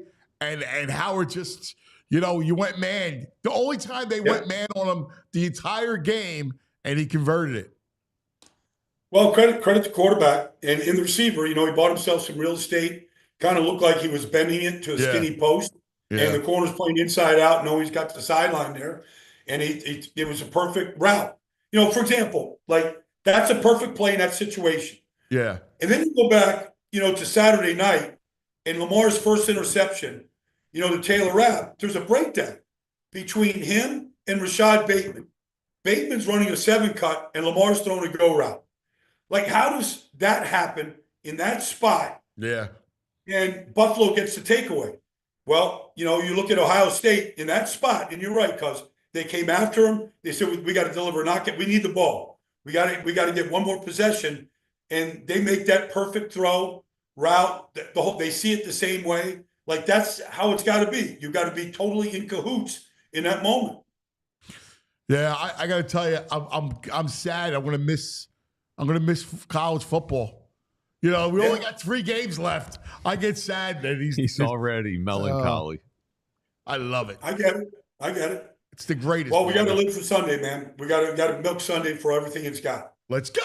Hey, Baldy, I need help real quick. I have an anniversary, a celebration tonight. The lady doesn't want to go out because it's too cold. Give me a cocktail at home for a little warm-up tonight. What would you recommend? Well, it's whiskey. I mean, it's just straight whiskey. All right. Yeah, you can mix it. You can, Irish whiskey if you want to, in honor of the Irish and their effort last night and the coach and everything. But yeah, I mean, it's straight whiskey tonight, man. Baldy's a tequila guy, though. Let's have a good time. Baldy's tequila all the way. Yeah, I didn't know he was telling me some mezcal, maybe. Yeah. He's a tequila. Forget about it. Yeah, that's true. Love you, buddy. See you, bud. There he is, Baldy. Oh man. All right, lots to get to. Our man Mike Sealski. I love Mike. Great columnist, Inquirer, great Philadelphia guy. We're going to talk to him coming up in just a moment. But let's talk about some of our friends. You talk about a night with the lady. Yeah. You got on your way home today. You need to stop at 8th and Chestnut. 8th and Chestnut. Right? In the heart, right, of Jewelers Row. Yeah. Golden Nugget Jewelers. Yeah. Stop over at Craftsman's Row, get a beer, walk over, see your own. That's right. You walk over, see your own. What is it? What number? Anniversary. Oh, well, it's the anniversary of the day we met. Oh, nice, dude. At the mall, the Roosevelt Mall, the Great Northeast. You're a mall rat. I can just see you with the mullet. My buddy had a Z28 Camaro. Her and her girlfriend took a ride. And still going that ride. Still going. 36 years ago. God bless you, buddy. God bless you. Oh, I'll go see your own. And on the way home, and the anniversary, Valentine's Day, which is around the corner. Football widow, whatever you decide. Mm-hmm. All right. There's always the great gifts, the diamond pendants and diamond earrings. And of course, the engagement ring. Your own will take care of you. The incredible settings. He's got an amazing selection of certified diamonds, all right there for you. All right. To make your relationship, make her melt, make her happy. All right. Do yourself a solid. Golden Nugget Jewelers, right in the heart of Jewelers Row, Center City. GoldenNuggetJewelers.com. Golden Nugget Jewelers, where Philly gets engaged. All right, let's also talk about the Bet Park Sportsbook and online casino app. We told you earlier, The line is up to 6. Get it now. Brad says it's moving. Brad says, going up to 6.5. Look at that. There's a lot of confidence flowing through the Delaware Valley. Yeah, Brain and Baldy. Confidence. All right. Yeah. You should feel better now. You should, right? I'm always, it's part of my Philadelphia worry, having lived through it. I'll worry up the kickoff, even though I feel like we're going to be in New Orleans. I do. I hope we are. Yes. That'd be great. Yes, I do think we will be. At least that's the hope. Check out Golden. The GoFundMe page, Yes. like the Packer fan. Exactly. This is the best. The Bet Park Sportsbook Online Casino Web. You have all the games. The Fly Guys tonight we like. All right. And then check out the casino, man. Always fun. Like downtime, make it some fun time with hot online slots. You have live dealers, right? For blackjack, for roulette, for craps. The VG's a Baccarat. Baccarat was a little bored with the game last night. Play a little Baccarat. He does that. He watches college games, put his $6 parlay in there, and then he watches play a little Baccarat. All right. That's the way to do it. And of course, all the hot online slots like Peaky Blinders, Squid Games, Rocky, they're a lot of fun. Check out the Bet Park Sportsbook Online Casino app. New customers, you get up to $1,000 casino bonus back if you're down the first 24 hours. You got to be 21. You got to be in PA, New Jersey, Ohio, Michigan, Maryland. If you have a gambling problem, please call 1-800-GAMBLER. All right, before we get to Mike, time now for the Xfinity Mobile game ball from Sunday. What do you think? The obvious? We could do the obvious. I like the non-obvious. You want to go non-obvious? Because there's two obvious. The two obvious is Saquon and Jalen. Yeah. Yeah. So take them off the board. All right. Because all week long, we're going to be giving game balls and also who we like to see as a game ball on Sunday. Which Jalen? Yeah, From Sunday? Yeah. Carter Hurts is off the board. Carter? Yeah. I mean, to me, it's obvious what we're talking about. Jalen Carter's the reason why they won the game. I mean, Saquon was incredible. Jalen Carter, the fumble, the punch out, the fumble, the sack, he won the game for him. I know. You're so easy to tweak. No, because Carter, I love Jalen Carter. I know. I told you this from the beginning. He's Ndamukong Suh. Yes, I'm going Braden Mann. He was money catching them snaps in that weather with that slippery ball. Man. What a pick. I like it. Yeah. Where do you go, Frazier? Slay. Big play Slay. Yeah, He played well, good man. game. Yeah, man. I think he's going to play really well against the Commanders. I like it. Game ball. I like that. Game ball proudly brought to you by our friends at Xfinity Mobile. Join the millions who have switched to one of the fastest growing mobile services, Xfinity Mobile. Now, joining us as we go to this portion of the program brought to you by TrueMark Financial Credit Union, TrueMark.com/PHLY for the credit union difference. And TrueMark, he is the great columnist from the Inquirer, author, you name it. He's our man, Mike Sealski. Good morning, Michael. Oh, we lost your. There we go. I got you. I got you. Nice. Sorry about that. I'm still thinking about VG's anniversary here. 2 questions. Yeah. Number 1, did you go see a movie at the Orleans? And number 2, did you take her to Nifty 50s after? So, no, we were hanging out at the arcade, me and my buddies, but loved the Orleans 8. We were hanging out at Champions Arcade. It was late at night. Her and her friend, caught our attention. They needed a ride home. And we said, if you give us bus fare, we'll drive you home. They gave us bus fare. We drove home because it was cold. You romantic, you. Can't you just see it like VG hanging at the arcade? We were playing bubble hockey. He's a stone arcade. You can see him, man. Like, man. just no good. Yep. Like, you went that dude at the arcade. Bubble hockey. We would that is the consummate far northeast date right there. Love the Orleans 8, though. Saw many great movies there. Same. That's classic. All right, Michael, you as a voice of Philadelphia, as someone who chronicles our what we love the most, sports, put in perspective 2 guys. First, Saquon. I mean, this is the best individual. This has the potential to be the best individual season that I can think of that a Philadelphia athlete has had, certainly in his first year. I mean, maybe you could make the case for Roy Halladay.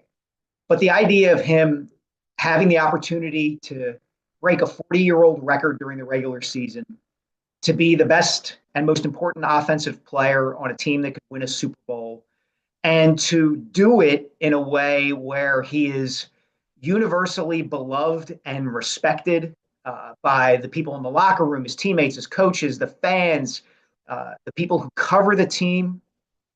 It's been a dream for him, and I think for people who care about the Eagles. So if this team goes on and wins the Super Bowl, go find me a season, maybe Bernie Perron in 1974, where an individual athlete had a better year. I got one that rivals him. Moses. That's pretty good. That's pretty over good. As a trade, quasi free agent, but it's really a trade, and it's right before the season. And Moses comes in, and he's had the same impact as Saquon.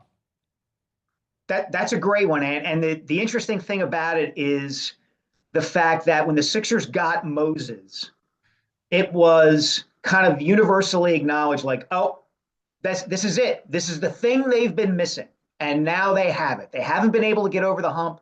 They get to the finals in 77 and 80 and 82, and they can't win. And now they have Moses Malone, and that's it. They're the best team. There was a little bit more doubt, I think, when the Eagles got Saquon, just because, you're spending all this money on a running back, and will he get hurt? He'd been hurt with the Giants, et cetera, et cetera. But, man, that's probably it. Those are probably the top two. All right. Jalen Carter. Ooh. I mean, Jerome Brown. Right? Right?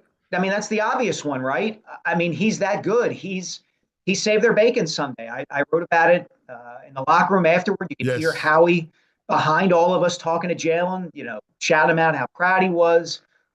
I talked to him a little bit about the fact that the Eagles really did take a risk in drafting him. At least that was the perception, right? Among those of us who don't follow the University of Georgia football team all that closely, just knew that he was this amazing player who could have been the number one overall pick if he hadn't had these, whatever term you want to use, incidents, tragedies that he was involved in off the field.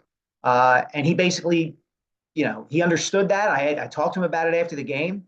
And he said, but I'm here. I'm 23 years old. All I want to do is help my teammates win a Super Bowl.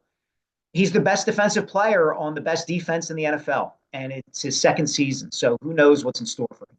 Yeah. I just marvel at him. I do. What he did, the punch out of Kyron Williams, that was the game. They were going to lose that game. They had the safety, right? The momentum. You watch enough of this stuff. The momentum's so real. It was strictly on the Rams. There was a 2nd and 2 midfield, and Jalen Carter saved it with the punch out.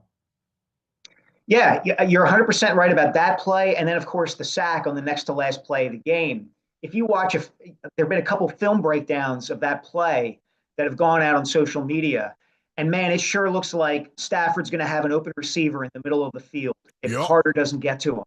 And that receiver is going to have a clear path to the end zone. Big B, exactly. So, 2 incredible plays. And then the third one on the final play, right? I mean, it's easy to look at that play and say, what is Stafford doing sailing that ball out of bounds? But he's got 6'3" and 314 pounds of angry Jalen Carter in his face. So the pass sails out of bounds, the Eagles win, and here we are. Here we are on the precipice of another NFC Championship game. I mean, 0-1 Rams, 0-2 Buccaneers, 0-3 Panthers, 0-4 Patriots, 0-8 Arizona. Then you go back to the Super Bowl year against Minnesota. And then you go back to 2022 against the Niners. We own the NFC Championship game. And it's not even close. There's no one even close in the NFC as far as championship. Yeah, I think this gets back to what we've talked about before, guys, which is Philadelphia will always have that underdog culture and ethos to it, right? Especially since the Eagles won their Super Bowl with all their players wearing underdog masks. But the fact is that this franchise is among the best of the best in the NFL. And while everybody around here may look at them as underdogs, no one else in the NFL does. Okay? They're the franchise that figured out how to beat Brady and Belichick with a backup quarterback and with trick plays and with going forward on fourth down. They were ahead of the curve in that regard. They're the franchise that figured out how to get back to the Super Bowl a few years later with a different head coach and a different starting quarterback. They're now potentially the franchise that figured out how to recover from as bad a collapse as you could possibly have and not fire the head coach and not change the quarterback, just kind of rebuild on the fly and reach the top of the league again. So we love to think of the Eagles as fighting against the man, so to speak. But the bottom line is that in the world of the NFL, they are the favorites. They are the man. And I think people around here should acknowledge it and understand it. That's well put. So any concerns for Sunday? How do you feel? Yeah, I'm concerned. Did you see Jaden Daniels play Saturday night? Yeah, I mean, it's a beat-up Lions defense. Come on. Look, that team is on a heater right now. And I understand what you're saying, VG, about the Lions defense being run down and missing guys. Totally get it. And yeah, the one time the Commanders beat the Eagles this season, CJ wasn't there and Jalen was hurt, and that probably changed everything. But this kid is for real, and it's one game. And if I look at the rest of those two rosters up and down, I say to myself, the Eagles are 6-point favorites, and they deserve to be 6-point favorites, and they should win the game. And then I look at quarterback, and I say to myself, one team right now has a big edge, and that can be an equalizer. So that makes me a little nervous. Yeah, I mean, I think the Rams had that edge too, right? I love Stafford. He's not creating plays outside the pocket and picking up first downs on third and fourth and short the way this kid is. He did it to them, in Landover back in December. They had that game won, and he breaks a 30-yard run on a 4th and long. He can keep drives alive. And as good as this defense is, I'm not saying they're going to lose. I'm just saying that I could see a scenario in which one guy beats them, and this is that kind of guy. I agree. I'm sweating. We argue. We started the show. I know everybody else is. You got the trends, the data. Like no rookies ever made it. No rookie head coach and quarterback have ever made it to the Super Bowl. Listen, you know what? I'm sweating. All right, I tell you, I tell you, maybe it's because Papa Fangio's got everything under control. I lived through Tampa and Carolina, blah blah blah. Maybe it's all that. Yeah, maybe but then we were never the bullies. Like we're the tough, strong bullies going into it now. I believe they're going to win, but I believe it's going to be a close game. I believe I'm worried about them. I am. I'm worried about Jalen's knee and what the offense would look like if he can't move. I am. I have to be honest. That's a bigger deal, and that's a bigger deal than I think people are making it out to be. Everybody seems to be kind of breathing a sigh of relief that Jalen said he was going to play, and the scuttlebutt is okay. He's going to play. That's all fine and good.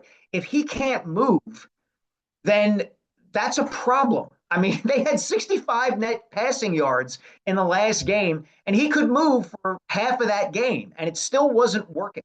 So what happens when you take that element away from the offense? Yeah, they can hand the ball off to Saquon again and again and again. But we also saw what happened against the Commanders in Landover. Once the Commanders understood the Eagles are not going to run Kenny Pickett, they'll even attempt to run him the same way they run Hurts. It's a non-factor. We are just going to hone in on Saquon and say, go ahead, Kenny, beat us. And I think the same thing's going to happen Sunday, where they say, okay, Jalen, you try and run the ball against us. You try to play your RPO.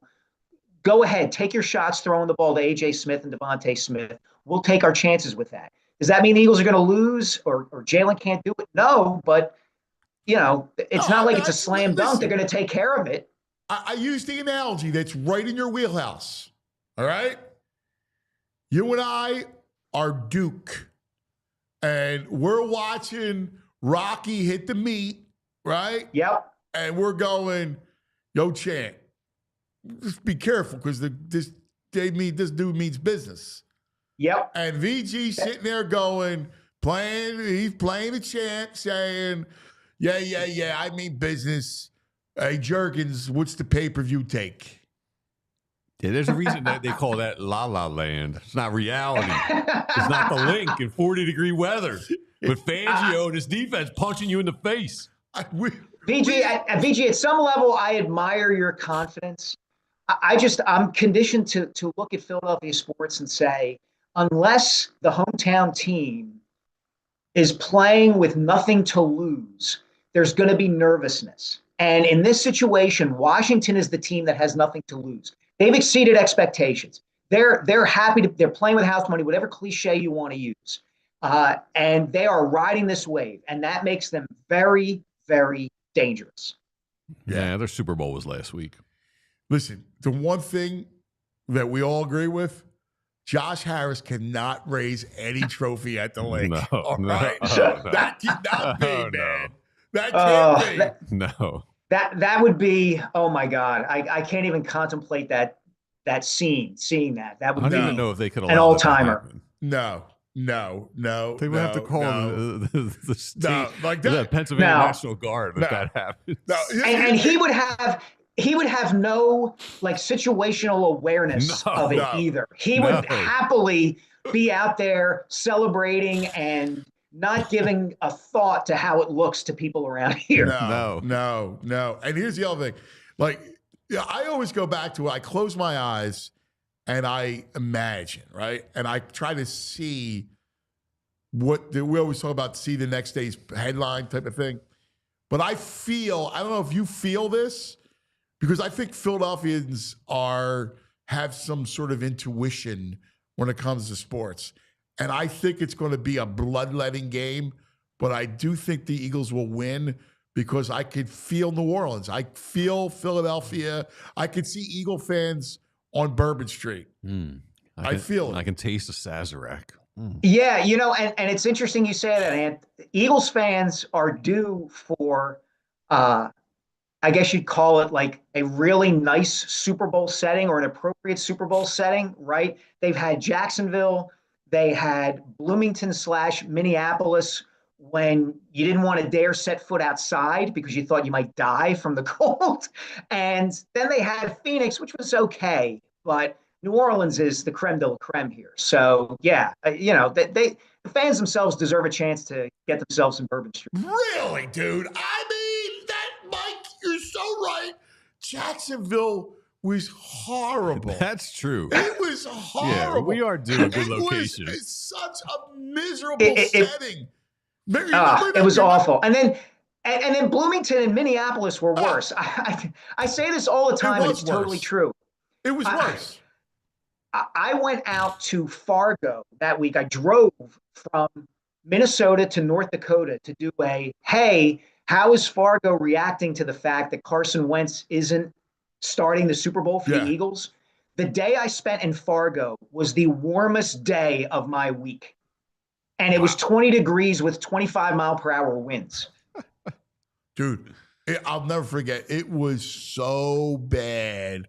Like, they couldn't have Jaws and Mike Dick could do a cigar party, and they had heaters set up outside. It was too cold for the space heaters. It was so. One day it snowed, and then and everything was at that stinking mall. I hate. Yes. First of all, I hate malls, and I hate. Sorry, VJ. But I hate that Mall of America. It was like, let me go listen to Bill Belichick mumble at me for 10 minutes, and then I'm going to go buy jeans at Abercrombie & Fitch. Give me a break. Yeah, that was terrible. We deserve NOLA. All right? We deserve that. Yes. I'm with you. That's true, man. That's a great point. We do deserve NOLA. We do. Yeah. That's Jacksonville. We put through that the ringer. River. Remember how cold it was in Jacksonville? It was freezing. It was 55 all week. Yeah. Everything was spread out all over the place. I mean, there's a reason that the NFL is never going back to Jacksonville for a Super Bowl, and probably will never go back to US Bank Stadium in Minneapolis. Horrible. No, just bad. Horrible. Mikey, great stuff. What's on tap for you today? Like over the next some of your coverage. I'm polishing off a column right now, cuz on the recent Super Bowl team that this Eagles team most resembles. And it is, drum roll, the 2013 Seattle Seahawks. Yes. The Legion of Boom. Yes. Exactly. Russell Wilson, Jalen playing Russ from that year, right? Yeah. The running back. The running back, the head coach, who's the Skittles. emotional thermostat. You know, what does Pete Carroll do? He doesn't design the defense. He doesn't design the offense. He just holds everybody together. He's like Nick Sirianni at age 60. Dude, that is brilliant. Absolutely brilliant. Always. That's why you have a great mind. You really do. Thanks, I man. love it. Appreciate I can't it. wait to read that. All right. Everybody's going to read it. Mike, thank you, my Awesome. brother. Great stuff. See you, Mike. Get nifty 50s, babe. Perfect. I should go to Nifty 50s on South Street. I should take Anthony when he was little. Oh, yeah, right on 4th and South. Yeah, I know what you mean. They got great shakes. Yes. Love their shakes. Anthony loved it. I would sit there, me and we'd have Daddy Day, and we would go and you get pancakes and bacon, and I would get a burger. I loved it. I loved it. Hey, can I give a shout out to Cashper? He helped me out last night with some heating questions with my thermostat. And he was money on Instagram. We were going back and forth on Instagram. He helped me out and warmed my house last night. That's fantastic. All right, we have a call. We do have a call. Our caller's not sitting in his chair though, so Who do we got? Who is it? it's Fit Dad. Oh, we got Fit Dad. Nice. Yeah, Fit Dad, yeah. Nice. I love it. I Want love to it. do back in the day till he gets in his chair? Yeah, we'll do our back in the day. Back. We're going back. We're going back. We're going back in the day with Rite Aid. Yeah. It's NFC Championship week, so let's go back to a fun NFC Championship moment with the Birds down 7-0 against the Vikings. Little Patrick Robinson action. Did you send that to me? Yeah. Where? Twitter? I don't have it. Oh, no, I mean text message. I don't have it. Oh, I'll send it to you right now. Oh, there it is. Didn't see that there.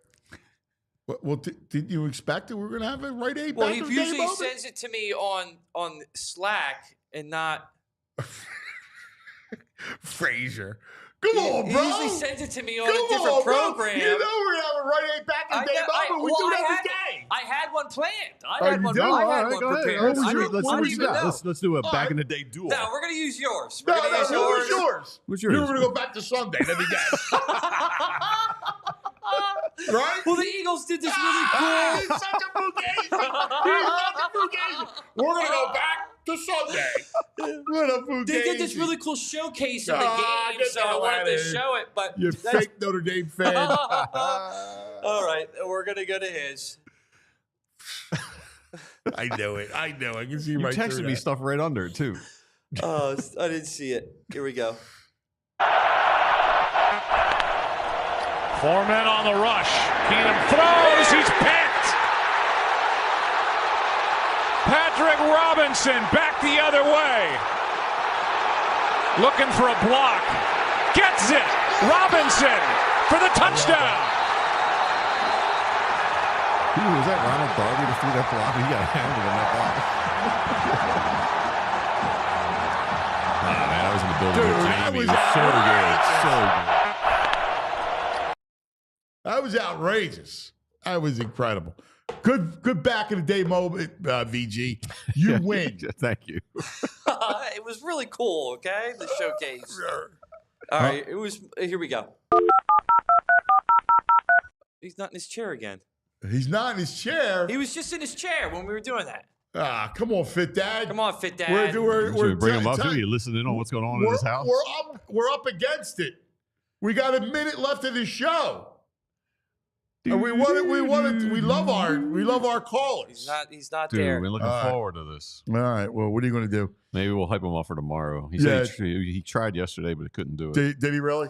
That's what he said. So all right. Well, all week long. Fit Dad tomorrow. Everyone stay tuned. If you want to join the program, you give him your email. Yeah, if you want to join the program, Fugazi, if you want to call, talk about the Eagles or talk about whatever, just email me. It's Andrew at allphly.com.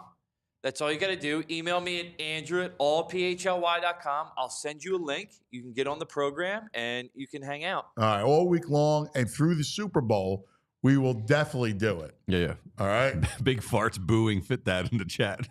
Oh, he just got back. Yeah. All right. Well, to make sure you're there tomorrow, is he there real quick? We'll say hello. Yeah, I'll throw him up. Hurry up. We only got a couple seconds. Fit Dad! Yeah. What's up, baby? Were you guys just staring out my window? Andrew was. Yeah. I was, yeah. We were listening. Hope we could hear something What's going up, on. Fit Dad? What's up, guys? What do you think, man? Give me some energy. Nah, I love it. I can't wait for this week, man. I don't know what people are worried about the Commanders. I'm not worried even a little bit, man. Exactly. My brother was. I was I'm talking to my worried. brother the other I day. have to admit, I'm worried. I think they're going to win, but I'm always worried. I'm conditioned to be worried. I'm a worrier. See, I'm the this worrier. Is the first season, I You're think. nobody. You're fine.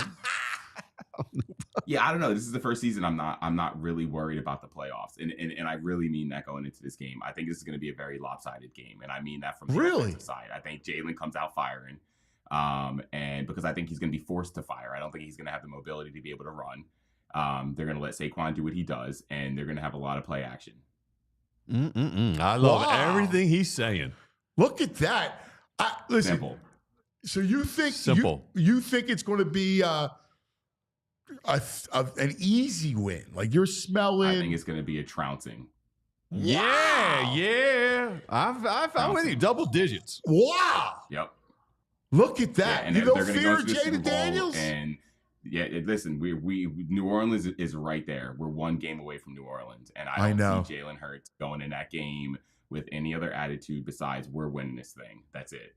All he does is win. Dude, I got to tell you. All he does. I can't. I want to go to New Orleans so bad. I want to see Eagle fans and Bills fans on Bourbon Street.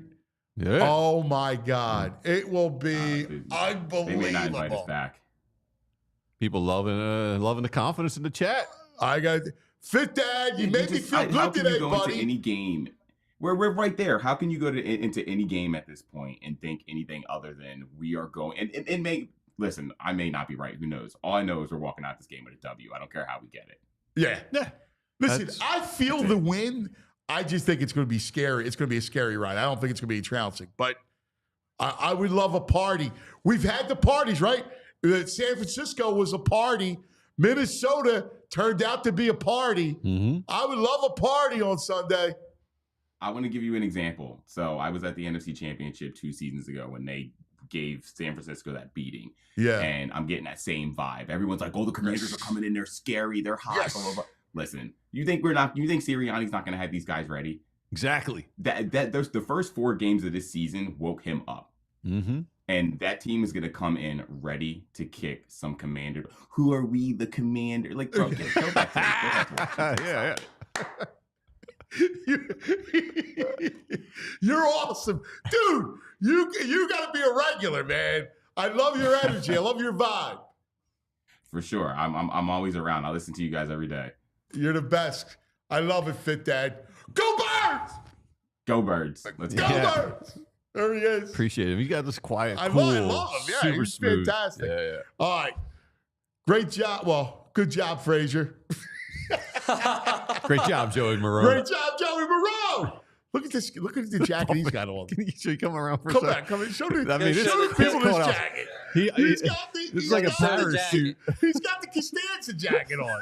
Yeah, don't knock Look at this jacket. Okay, I'm a marshmallow.